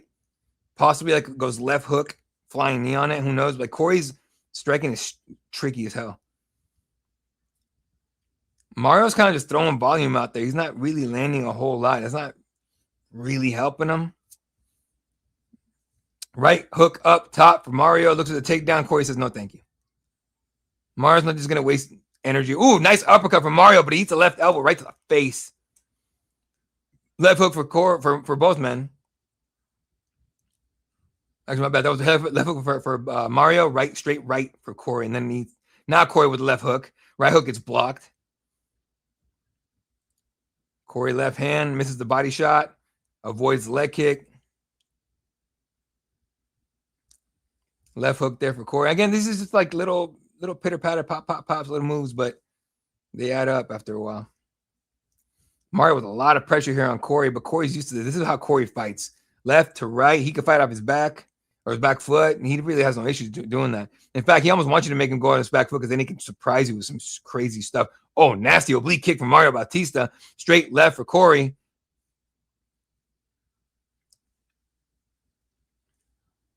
Coming up on 3 minutes left in the second round. On my mark. 2, 1. Mark, 3 minutes left in the second round. Mario tries to clinch. These guys are slowing down a lot. Okay. Maybe that pace of the first round, they're like, yeah, let's take it easy here. Nice little flurry up top from Mario. Mostly blocked, but still good activity. A lot of pressure again. Mario's trying to pressure again, trying to be the one that forces Cory on the back here. Mario circling away from the power side. Switch stances, comes down the other way. Cory's good at fighting in either stance, but he's obviously, that guy's just good. Shoot.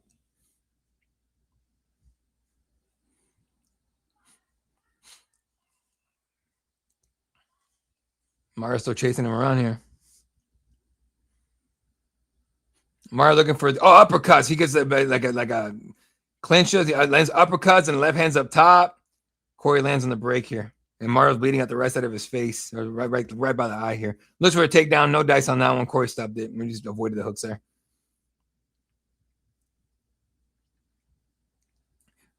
Nice left hook there from Mario. It was blocked for the most part, but still going single leg as Mario gets Cory to the fence.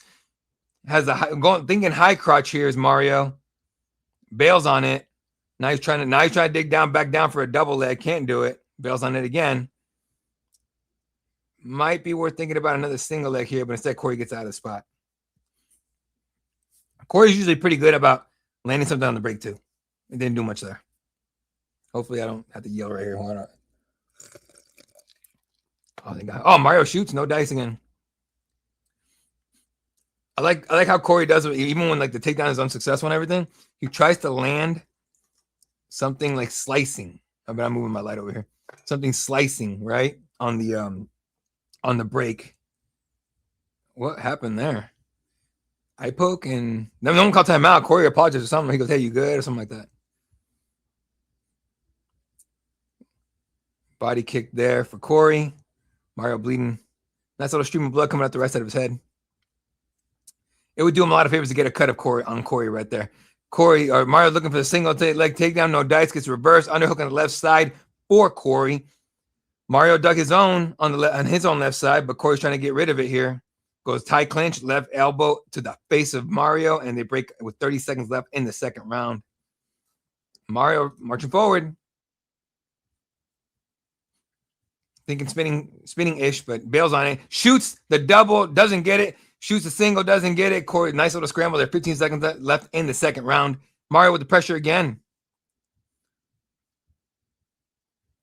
9 seconds. Side kick to the body to the lead leg, I think, from Mario. Then leg kick from Mario.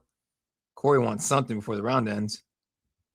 Nice right hand there for Cory as the horn sounds. All right. Ooh-wee, baby. Let's go. Let's go. Who's next? We got 2 fights left, and it's 8 o'clock in Arizona. So, hell yeah. Maybe I'll be done before 1 o'clock in the morning. That'd be nice.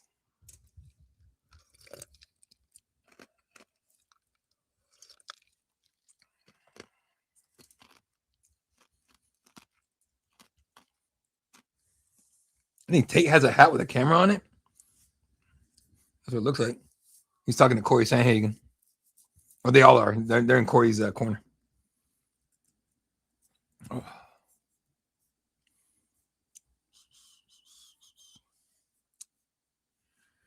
All right, nah, still in Cory's corner.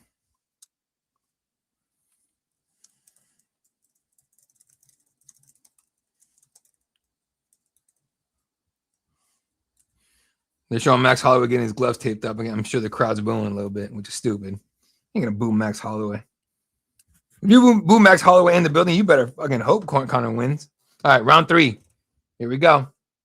Don't know about score, don't care. Here we go, round 3. Right to the middle. Cory landing a jab. Little right hook to the body from Mario. Left hook for Cory. Hit the shoulders. Excuse me. Leg kick for Mario. Cory can't land the left hand counter.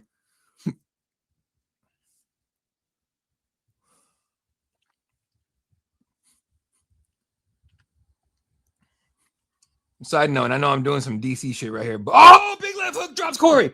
Cory's wobbled. Mario on top. Mario landing everything he freaking can on top of Cory. Cory scrambling like hell to his knees, trying to scramble, trying to grab a leg, looking for the knee bar. Not happening. Oh, he's got the leg. Mario scrambling. Oh shit! Cory's trying like hell to grab that leg. Ooh, not a good look for Cory here with 4 minutes left in the fight. I don't know if Mario has any rounds won, but this would be bad if this is how the rest of this round goes. Cory has the left leg of Mario totally laced up here, controlled. But Mario still let loose, landing to the face, landing to the chest, landing to the body. Cory's trying to extend his body, trying to go inverted. Oh, he gets to his feet, but he eats a ton of shots here. And Mario stays on him.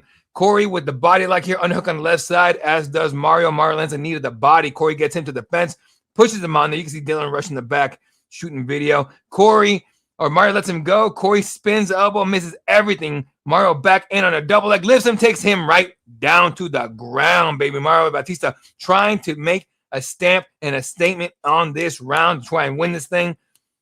And Cory needs to get back to his feet and win this round back. Again, I don't know who's won round so far. Right hands to the head up top from Mario Bautista. Mario with the hooks in. Nope, bails on it. Back to the feet, but Mario has the body lock there. Cory trying like hell to break the grips. He's got 2-on-1 here. Should be able to get it here. Yeah, Mario lets it go. He knows it's going. And they are about to break here, and they do. Cory lands the left hook on the break. Mario gets right back on him. Right hook up top. Now Cory's the one that's a little busted up in the nose.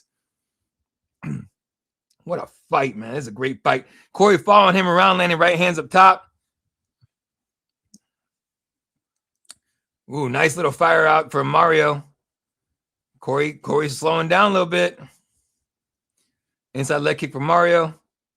I'll say this. Mario hasn't been rocked this fight. I mean, he got stunned, but he didn't get rocked like Cory just didn't drop to his ass and everything, I don't think.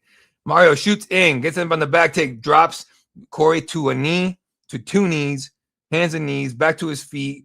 Mario trying to keep him down, drags him back down and puts him on his left side, not to take down for sure.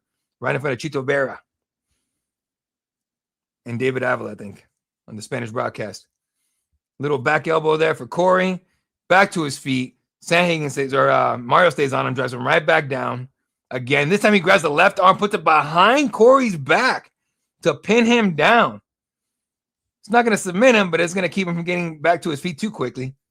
Still going to do it because Cory's Cory. Yeah, Cory's already back to his feet. Mario stays on him.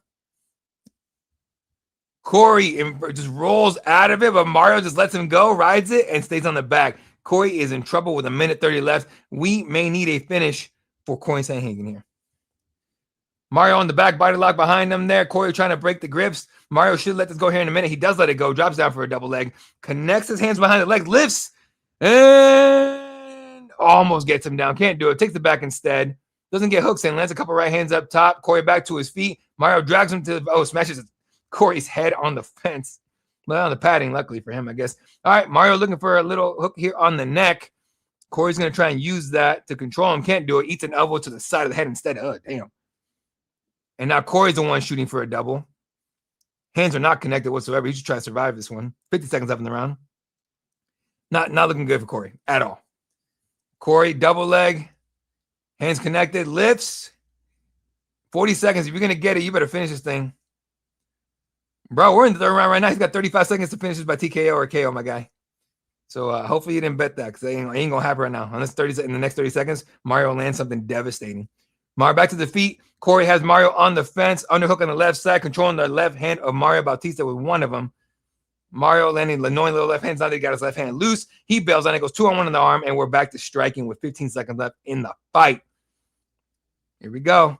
Big right for Cory. Left hook for Mario. Big right hand from Mario. Mario shakes his head at him, shoots a double, gets to the back. 3, 2, 1, and takedown from Mario Bautista. And that's the fight. And Mario very likely just got his revenge. And Cory gives him a high five, and they both put their arms up like, yay, we won. I love when they do that because it's like, you have no clue. But if I had to call it, I think Bautista got his lick back here. But it'd be a rough loss of Sandhagen, who I really want to see fight Petr Yan. I don't want to see Sandhagen fight any grapplers. Like, I don't want to see Sandhagen, I want to see Sandhagen O'Malley. Win or lose on this one, in my opinion.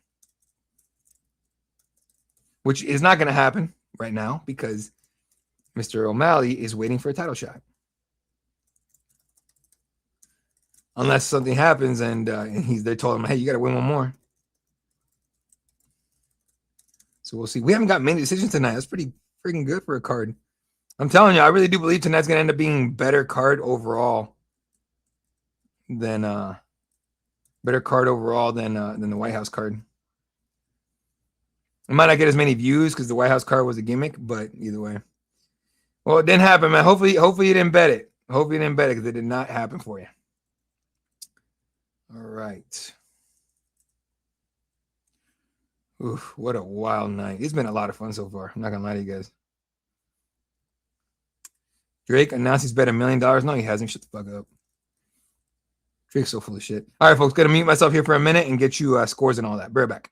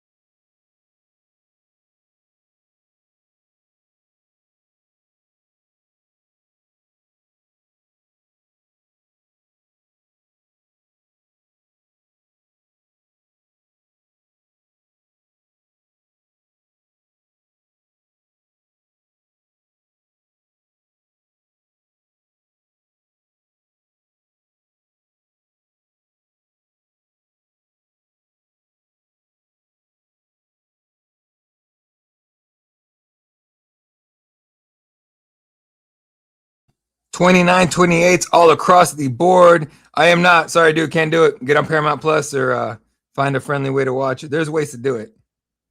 But I can't show the fight, unfortunately. I would if I could, but I'm not getting pulled off this shit, dude.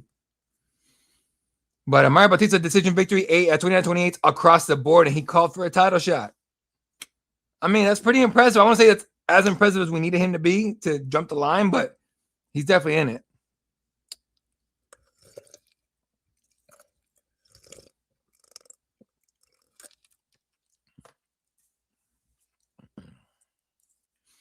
I feel like Tucker Carlson has like 100 like outfits of the same shit with that silly ass little checkered shirt and the suit. He looks the same every time. I remember when he was on CNN, he got clowned to shit by Jon Stewart, and it was so bad he got fired by CNN. Shit was hilarious. But he's grown. He's grown. They're all full of shit, but still, it is Taylor Sheridan. This guy has every fucking show on TV right now. All the same formula too, so at some point it's gonna get dull and dumb. All right, folks, gonna take a quick break here. I'll catch you guys here in a few minutes for the co-main event of the evening.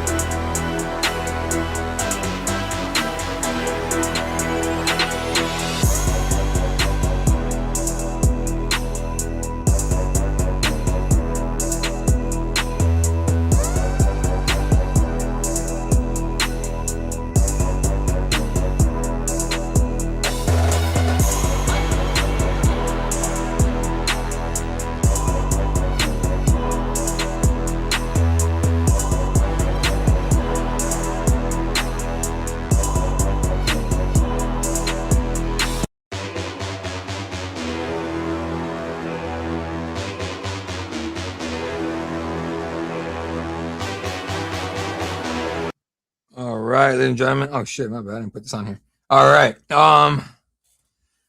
Back at it. Co-main event in the evening is coming up. Can we make this snappy? I don't got all that. Oh, day. Go ahead and tweet at Dana White and ask him that shit, because I don't control the broadcast, my boy. All right. Paddy Pimblett, Benoit Saint-Denis is what they say. Saint-Denis.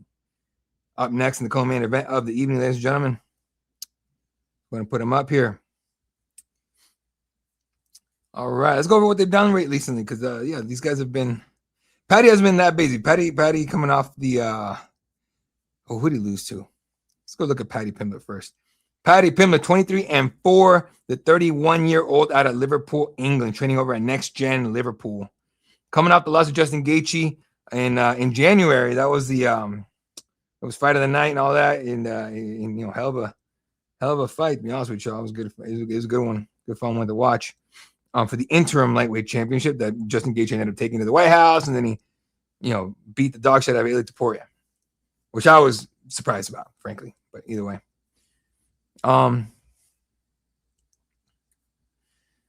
let's see there. Benoit Saint-Denis. Let's go over Paddy Pimblett. Paddy Pimblett came into the UFC off a hell of a Cage Warriors run, a lot of fun. Right, came in September 2021. The knockout victory over Luigi Vendramini, then choked out Rodrigo Vargas, choked out Jordan Levitt. So decision Jared Gordon, which I still believe Jared Gordon won that fight, but whatever. Then decision Tony Ferguson, which honestly is surprising because it's the recent version of Tony and not the old version of Tony.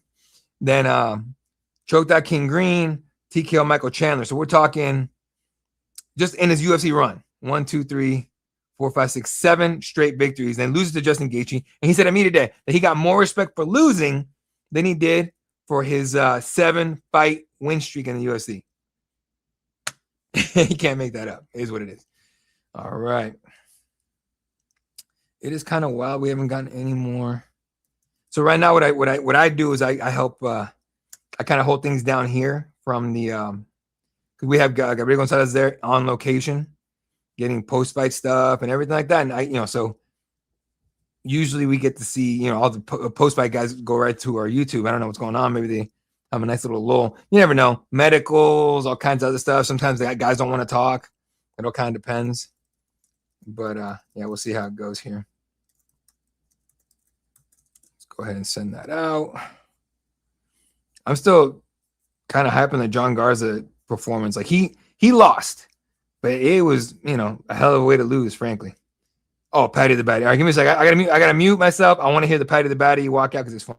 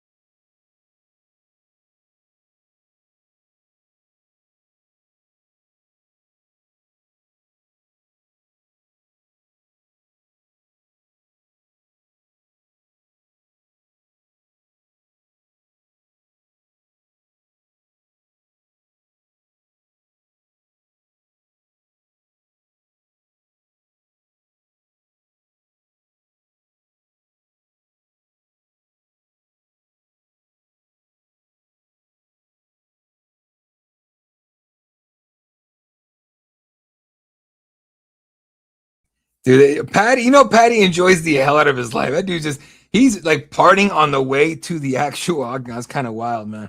It's fun. You just love guys who enjoy what they're doing and everything. I know he hates everything fight week up until the fight. Then he's actually happy. And then the post-fight, he's happy still because he's done. But he doesn't really enjoy the media thing. He doesn't. Former Cage Warriors featherweight champion, 12 first-round finishes on his record. Finished 17 of 23 wins, 7 KOs, 10 submissions. And he's doing his shit right here. I just enjoy his walkout because it's so much fun. All right. Marcella says, who you picking, Paddy or Benoit? Oh, BSD or Paddy. Oh. I think I'm shoot. What did I pick last time? Because I know I picked we put our picks in to Cageside Press. We have actually a post for it. What did I go with? I went BSD. Okay, I went BSD. There you go. Have to wait and see here. A lot of people picking Paddy. Frankly, I think I'm gonna end up taking. I think Paddy's gonna end up winning. I picked BSD to win, but I think Paddy. I don't know because Paddy just finds a way to do shit. I mean, I know the Justin Gaethje fight was just different. And Paddy just or Justin, and Paddy said at the media today, he said, you chose Paddy. There you go. I wouldn't be surprised if he won, man. And if he wins, I'll tell you right now, like that, there's gonna be a log jam for title and title implications here at top.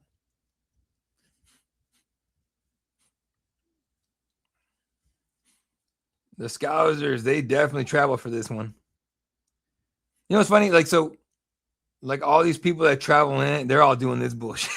Fans are fun. They're idiots, but they're fun. So I forgot what I was even saying. I don't even care anymore. That's hilarious. Either way, I like Paddy in this one. I think I picked BSD on the Cageside Press picks, but I just feel like Paddy's gonna win. The Justin fight, and Paddy said to me today, he was like, look, man, he was just destined to do that. He was destined to beat me, and he was going to go beat. He goes, I said he's going to beat Ilya, and he did. Right? So now, I would not be against if Paddy gets something crazy finish right here. I wouldn't be surprised if he jumped the line and got a shot at Justin Gaethje right, next. And I know a lot of people are going to be like, what the fuck are you talking about, But let's look at the rankings, the bullshit meta rankings first, I guess. So obviously, Justin Gaethje is a champion. Paddy dropped to 9 for some reason. Quinlan Sawkilled over above is number 8. He's not getting a title shot before Paddy. Moicano is never going to get a title shot again. Gamrot, even if he beats Sawkilled, no. BSD could definitely get a title shot of this one if he finishes it. Max Holloway, don't know if he gets a title shot off of the 70 fight, but either way. And then Charles Oliveira, number 3, Arman Sarukian's in the doghouse. Ilya Topuria. Do you give Ilya a rematch right away? I don't know. There's a lot of things that can happen right now. You going Paddy as well? There you go. Can't show the fight, dude. Go get on Paramount Plus or find a different way to do it. I can't put it on here. Have you ever gone on a YouTube channel where someone was talking and they actually put the fight on? Those channels always get pulled, bro. I'm not doing it. I'll give you this. There's an app that was banned from here for like 24 hours because a certain clown was running for president with that in mind and everything. And then it got unbanned for whatever reason. Okay. That app constantly has these on live for free and they're everywhere. So there's your hint right there, bro. So if I were you, I'd go find a stream on that, bro. If you really want to watch it or get on Paramount Plus or wherever you are, see whoever has it. That's the shitty part about this Paramount Plus deal. Here we just subscribe. All these other countries still have pay-per-view. Like a bunch of countries still had to pay pay-per-view for it. BSD making his walk to the octagon. What is he walking out to? No idea. 1 of 10 active French fighters out of 9 France. Number 5 ranked. I don't know if that's meta or media, but let's look at the media rankings. Those are bullshit too, but still. On those, Paddy's 6 and BSD is 5. So I mean, you could, you could find a spot for Paddy or BSD with a good win here, but have to wait and see. BSD 17 and 3, 30 years old. He's younger than Paddy. No shit. Okay. On a 4-fight win streak, Kyle Prepolek finished him. Mo Hoofy finished him. Benoit Dariush knocked him the fuck out in 16 seconds. And Dan Hooker finished him. So we're talking about 4 straight finishes for BSD. finish here, you know what I mean, with that Paris card coming up, and the possibility of things get moved around, you never know. That one turns into a numbered event. It technically could. Like, if you could make that Tom Aspinall Cyril Gane fight, and let's say BSD wins impressively here, and you give him a title shot against Justin, you could do like a Paris numbered event later this year. I don't know if we could push that one in September. I think you probably push that one to December, maybe November. But I mean, that'd be pushing it a little bit. I don't know if Justin Gaethje's going to fight again this year, so that's a good question. You know, and who knows? We'll see. Mind you, if Paddy wins this, you could definitely do like a UK card at the O2 or whatever, with headlining Tom Aspinall and Gane and Paddy Pimblett and Justin Gaethje. You never know, though. I don't know if Justin would agree to that, but still.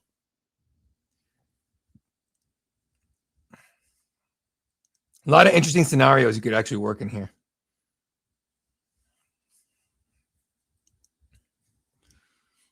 BSD, French Special Forces. You know what's weird about Spec Ops? Like, it's supposed to be like quiet professionals, but all these dudes write books and shit. Like, there's a one dude who wrote a book about how he killed Bin Laden, but it turns out he didn't kill Bin Laden. They respect each other. It's a little fist bump. All right. How he killed Bin Laden, but all his buddies came out and said he didn't kill Bin Laden. What the fuck? But now they're all talking about a mission that was supposed to secret, like top secret. I always thought it was supposed to be silent professionals. I didn't realize they could just say whatever. Look at that, another ad. At least this one's UFC. Technically Paramount Plus, but it's not the app, but it's UFC.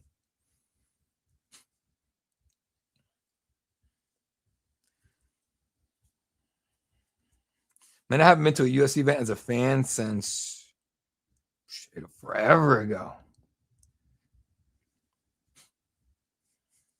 Actually, I take it back. From my I went to Nick Diaz Robert Lawler 2 as a fan. That was before I got married, and that was my bachelor party. So I don't care. And look, Nick Diaz is my favorite fighter of all time. I knew he was going to lose that fight, and I didn't care. I just want to see him fight in person before he retired. All right, Benoit Saint-Denis, 30 years old, 5'11" to 31-year-old Paddy Pimblett, 5'10". Same weight, same reach, different skill sets here. Let's see how this goes. I just have a feeling about Paddy here, though. Hey, appreciate you explaining that one, Peter. You're the man, dude. Appreciate you. All right, Bruce Buffer doing Bruce Buffer things. I gotta try and get an interview with Saint-Denis. I really do, because I just want to ask him what that face he makes every single time is about. That shit right there. It's got to be something to do with either his gym or his unit.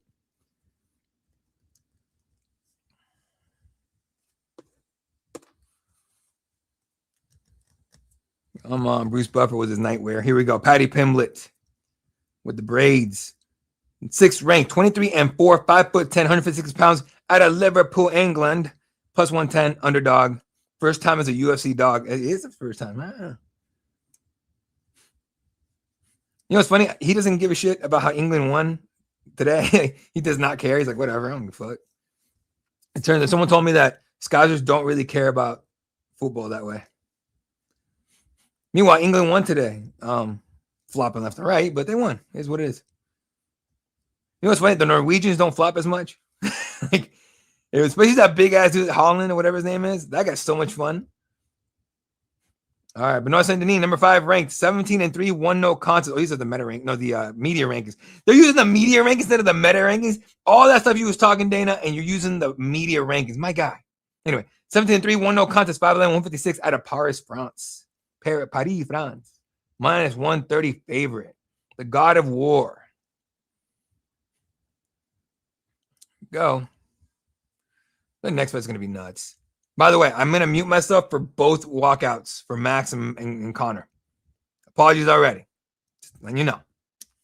All right, but you do not miss those walkouts. Mark Goddard is the 3rd man in the octagon. In my opinion, the best. Sophie Cunningham, the Indiana Fever guard, is the ring girl.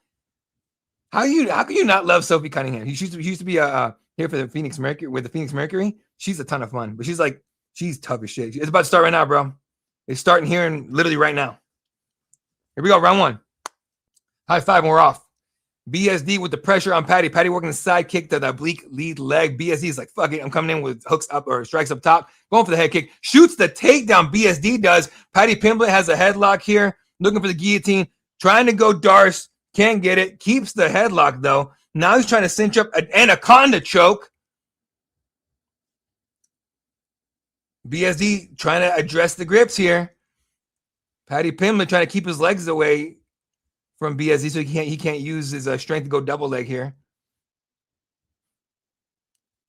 Oh, Paddy's sitting on it. Peruvian necktie? I can't tell. No, Peruvian necktie the other way. Oh, this is a hell of a choke for Paddy Pimblett. He's about to finish this shit. What is this? Paralyzed, he tried and he failed. Oh, he's out. Paddy Pimblett. Paddy Pimblett puts BSD to sleep. Oh, shit. And he's walking around going, what? What? BSD is out. BSD just woke up and he's looking around like, what the fuck just happened? Holy shit. Paddy Pimblett, give him a title shot. It's title shot time. Title shot. He did enough. Title shot. Skip everybody. Fuck it. Ooh, god damn, that was nice. That was sick as fuck. Dana's telling him to get back in the cage before they find you. Holy shit. Paddy Pimblett. I feel like he just stole the show. I mean, unless Conor goes in and does something crazy, but I feel like or Max, but he just stole the show. Holy shit. That was perfect. That was exactly what Paddy Pimblett needed. He like literally exactly what Paddy Pimblett needed. He just fucking did. Beautiful. That is so crazy. Right? Nuts. That man's getting a title shot, dude. Title shot. Why are we fucking around? Title shot and make a numbered event at the O2 Arena for December, whenever you want to. I don't give a shit. Make it happen. That was insane.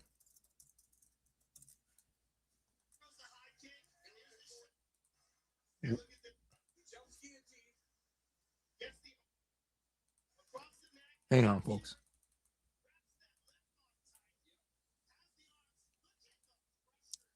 Holy shit. Dude, Saint-Denis had no choice. He didn't even get a chance to tap. He went out. Oh.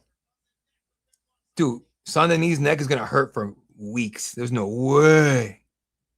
That was nuts. I want to say like 16-second submission or something. Whatever, 30 seconds, whatever it was. That's fucking crazy. That was the impressive shit that Paddy Pimblett needed. Right there. Yep.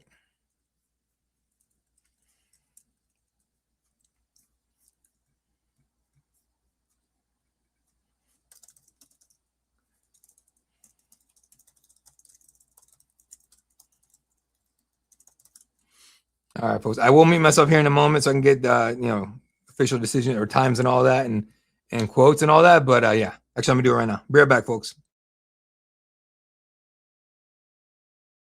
Take it back. They're not ready. All right. Oh boy, that was nuts.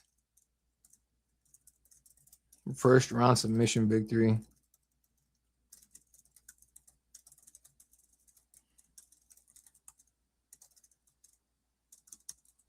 That was crazy. Fuck, that was wild. I told you, I just felt that he was gonna win this thing. Saint-Denis wondering what the hell happened. All right, folks, be right back.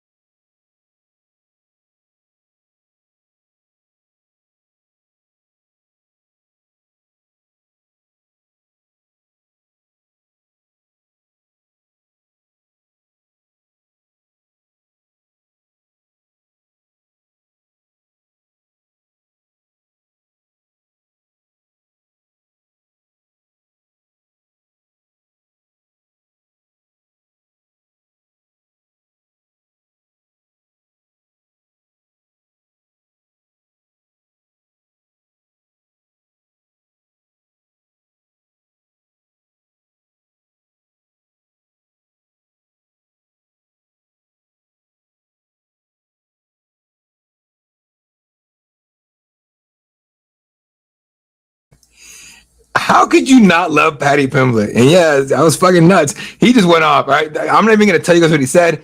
Go to YouTube and like 20 minutes, 30 minutes. They usually put, maybe tomorrow, they usually put the post-fight interviews on there with Joe Rogan. Totally worth watching. Totally worth watching. All right. He was like, I'll fight to anybody. Other you can get it.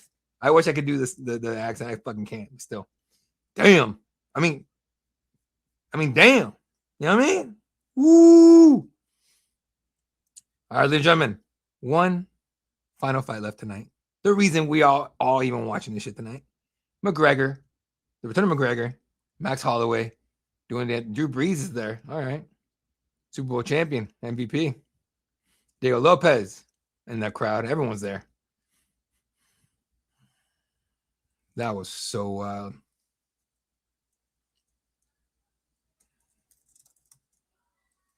All right, folks. Be right back. I didn't hit the bathroom and shit, but final fight of the night coming up right next, motherfuckers. Is about to go down. All right.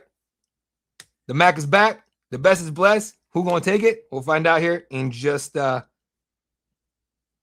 20 minutes, probably. All right, be right back.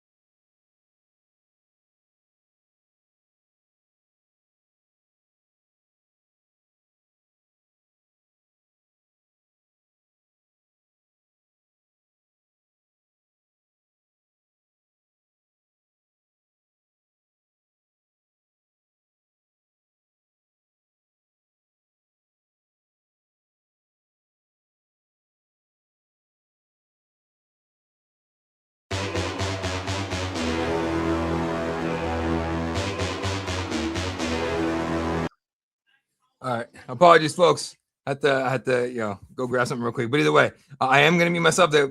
So cool thing real quick before I mute myself again is Max Holloway walked out to the start of his walkout was BJ Penn's walkout song, and then he went out to the Hawaiian kickboxer. So it's pretty dope.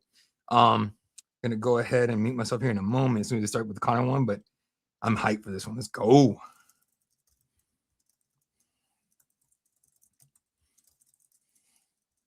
I'm so hyped for this.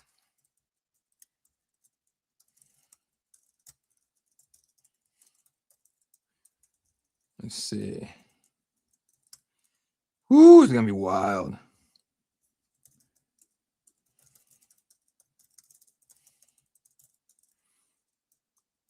All right, they're about to walk out Conor. But this is gonna be a sight to see here. All right, folks. Be right back. All right. I'm gonna take myself off the screen.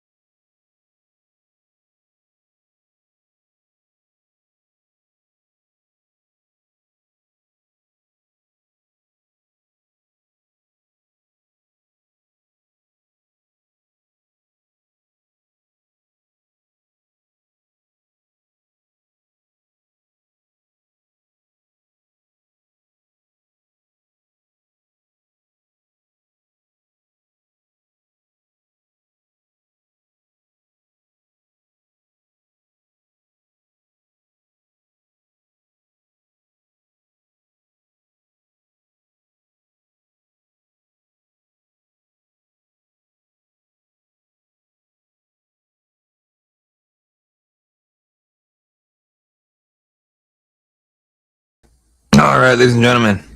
The walkouts were what you expected, right?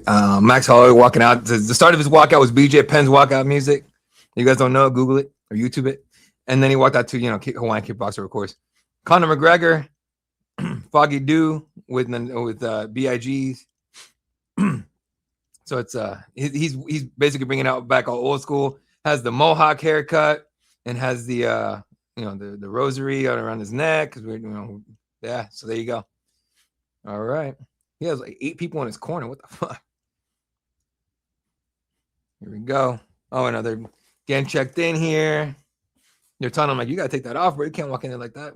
He's kissing the rosary. First simultaneous 2-division champion in UFC history, lightweight and featherweight. 14 first-round finishes. Finished 20 of 22 wins with 19 knockouts. It's the notorious Conor McGregor. All right. Well, appreciate everyone hanging out. I know You could watch anything and anybody, but I appreciate you hanging out with me. But I'm hyped. I'm hyped. I'm not even like a Conor McGregor fan, really. Like I've never been that. I've always respected how fucking great he was, and then that 5-year absence was just. It was rough watching a man kind of fall from grace on from his own doing, you know, like, and it's not the same, but like Nick Diaz being banned or suspended by the Nevada Athletic Commission and that Paul Limbaugh white psycho for 5 years because of marijuana back in the day. That was not the same thing, right? Conor fell into the trap of money. He said it himself. Fell into the trap of fame, trap of money, and all kinds of stuff, and lost himself, and now seems to have found himself and found his way back to the cage. So there we go, doing the Billy strut. He physically looking strong, looking pretty big. Definitely much bigger than we used to. He doesn't look the same as he did when he fought Diaz at 170. He looks smaller than that, right? Like he's gonna have that ability to have his speed. He'll have his ability to, maybe a gas tank. We'll see. A lot of people are like, well, he doesn't have the gas tank. Like he's been gone 5 years. We don't know what he has. Frankly, we don't know what he has. We don't know if he still has his timing, if he still has his speed, or anything like that. We know what Max has because he's been active, but regardless of how this one goes and whoever wins, it's already a spectacle. Already a spectacle, right? Have to wait and see here. But yeah, the speculation time is over. The time for talk is over. The boys are about to throw down. I am going to mute myself again. Sorry for when Bruce does this thing. 37-year-old Conor McGregor, 5 foot 970.5 pounds, 74-inch reach advantage. Holloway welterweight debut, 170 pounds, 5'11", 34 years old, 69-inch reach advantage or disadvantage, I guess. But he is a minus 280 favorite to Conor's 230 dog. So we'll have to wait and see here. I am going to mute myself here for the announcement, for the introduction. Sorry, guys, but I need to hear it. All right, be right back.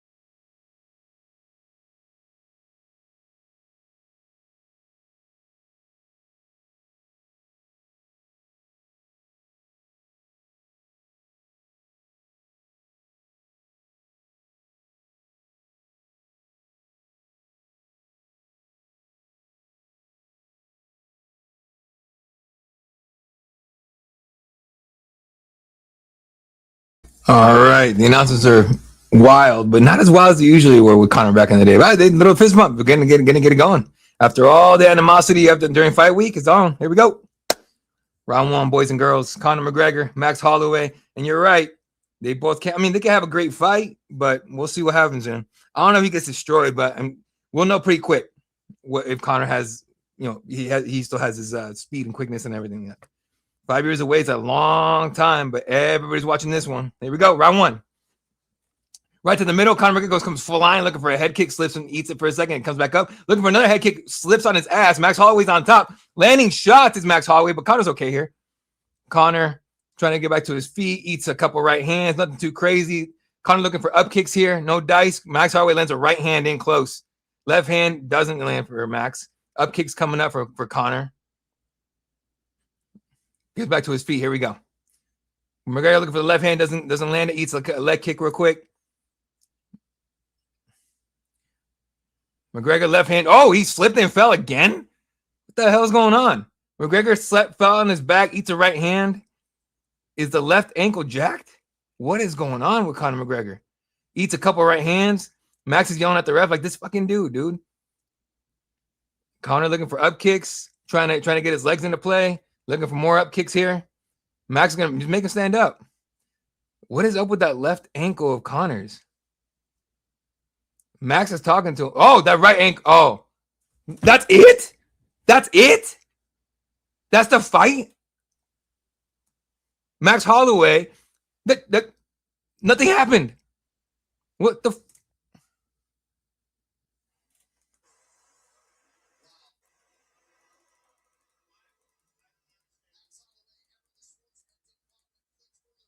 Conor's about to go on. Conor's left ankle is fucked. Oh my. Oh, he might have blown his knee out throwing that fucking flying kick.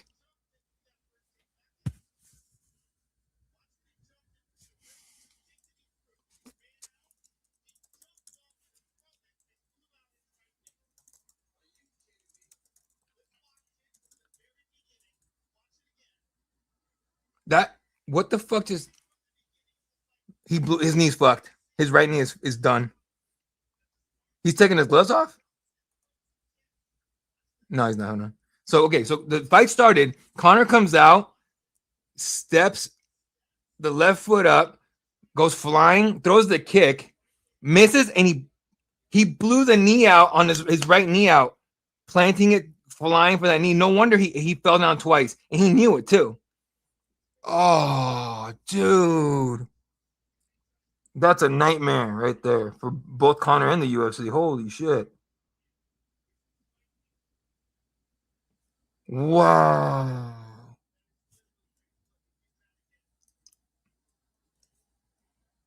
I can't believe that just happened. I cannot believe that happened. He did blow his knee out in the first fight with Max too. All that just to do some flashy ass flying kick. God damn it, Conor.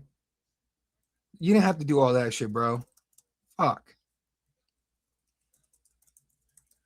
Max is trying to console him a little bit here, and Conor's like, hey, thanks, man. But fuck. That is a shit way for this one to end.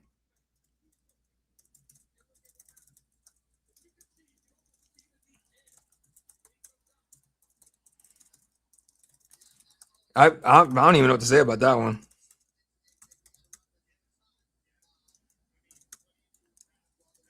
You can't do anything with that. That's it. Like, do you guys want to see a rematch again, a third fight? Like, yeah, 5 years for 5 seconds. That's it. Shit, his career might be over. That easily, your knee snapped?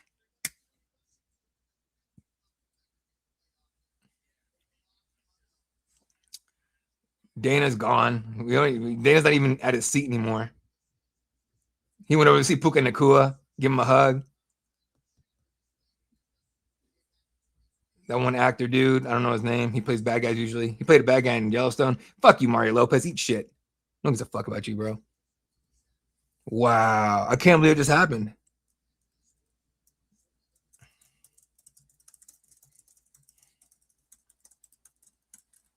Wow.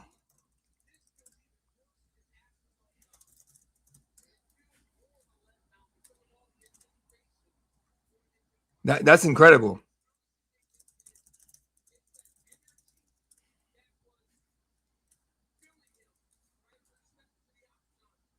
I'm what do you say to that? You know what I mean? Like, what do you say about that? That's just, I'm again lost for words, dude. I have no idea what to think, what to even say about. Why is that dude in the cage? Who gives a shit?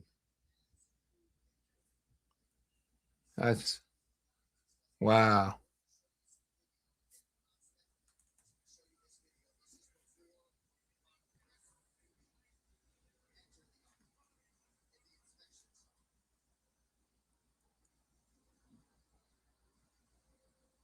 Oh, Conor might have showed up to the fight with a blown knee. They're showing him at the inspection zone, like getting checked in, and he pulled his foot out of his sandal. Wow. That's like that. Wow. All right, I'm gonna mute myself, guys. Right back.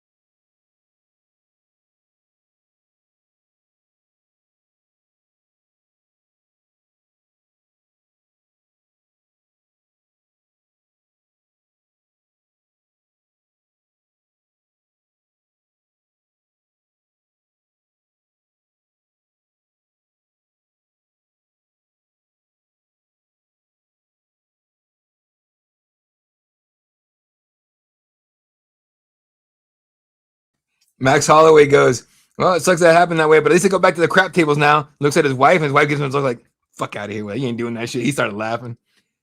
So what do we do with that? What exactly do you do with that? That like you can't do anything with that. Right? Now, mind you, just because I need to say this, okay? If this happened to anybody else, like literally anybody else, I'm telling you right now, like nobody would be like, oh, just blues me out. Just fucking whatever happened. Like, it happened, whatever. Right. Instead, Rogan was making every excuse possible. We know it's blown knee and everything. And Max is like, let's do a third one. Let's do a third one. He goes, we never really got a second one. Like, dude, stop it. That's what happens. All right. So they showed video of Conor, going to the circle, getting checked in by the refs and all that, and about to make his way into the octagon. And he took off his left croc or sandal, whatever it was, or his right one, and he put his foot down. And he didn't put his foot down. He was gingerly already. What I'm assuming is that he injured the knee coming in. Mind you, start of fight week. Conor McGregor was nowhere to be seen, right? He was nowhere to be seen. 1 second, folks.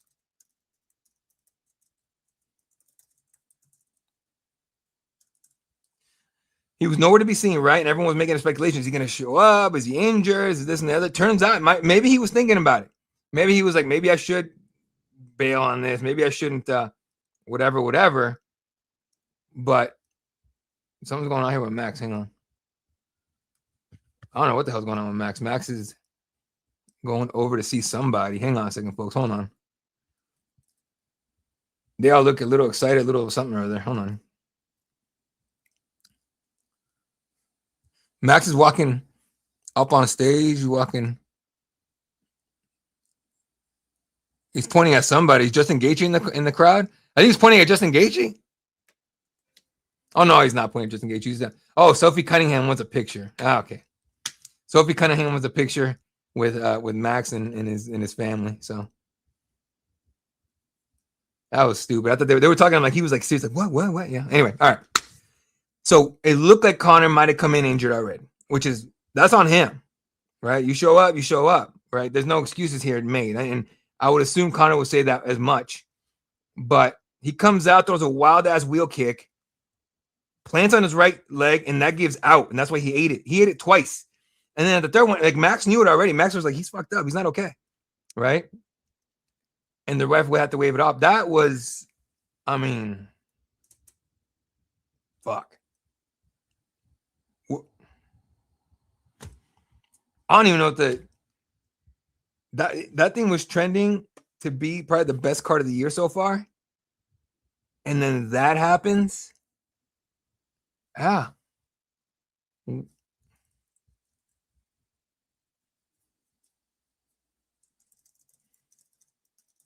That's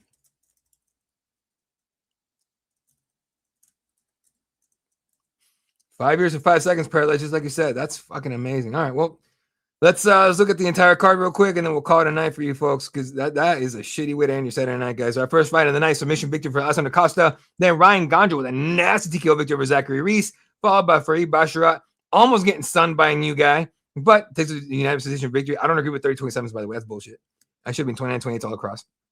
Damian Pinos with a nasty knockout over Cesar Almeida. Wang Kong makes a statement against Tracy Cortez, who needs to answer some questions on her own, or ask herself some questions. Luke Riley TKO victory over Kai Kamaka. Then Adrian Yanez adding a champion to his resume, which is nice. Then Gable Stevenson, successful UFC debut. Then Robert Whittaker, successful middle or light heavyweight debut. Then King Green TKOs the crap out of Terrence McKinney at the last second. Brandon Royval submission victory in the third round over Lone'er Kavanagh. Mario Bautista decision victory over Cory Sandhagen, getting his revenge. Paddy Pimblett steals the night. Like I said before, that after the fight started, after the fight ended, I said Paddy might have just stolen the night, and he absolutely freaking did. And of course, the main event: Max Holloway TKO victory over Conor McGregor due to injury and all that kind of stuff. So you got to wonder: is Conor done? Is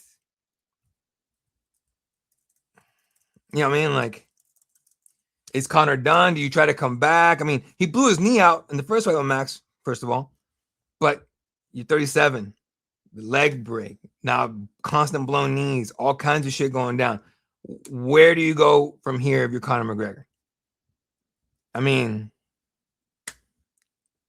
that was such a downer way to end this fucking thing. So that sucks, guys. But anyway, I appreciate every single one of you guys that hung out with me tonight. You guys are amazing for doing that. Please come back next time. I try to do this for all these numbered events. We'll not do one for UFC 330 because I will be in attendance covering the card for Cageside Press.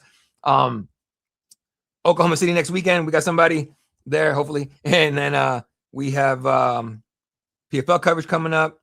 UFC 330. So I'll be there. Just stay with Cageside Press. We got everything you can possibly want or need when it comes to MMA coverage. For myself, the entire team over here at Cageside Press, I'm Eddie Law. You guys are amazing. We love the hell out of you guys. Make sure you keep a lot to CagesidePress.com. Gabriel Gonzalez is still on location, bringing you guys the best and latest. Maybe we get a Conor McGregor in the post-fight to explain a couple things. Maybe we don't. We'll have to wait and see.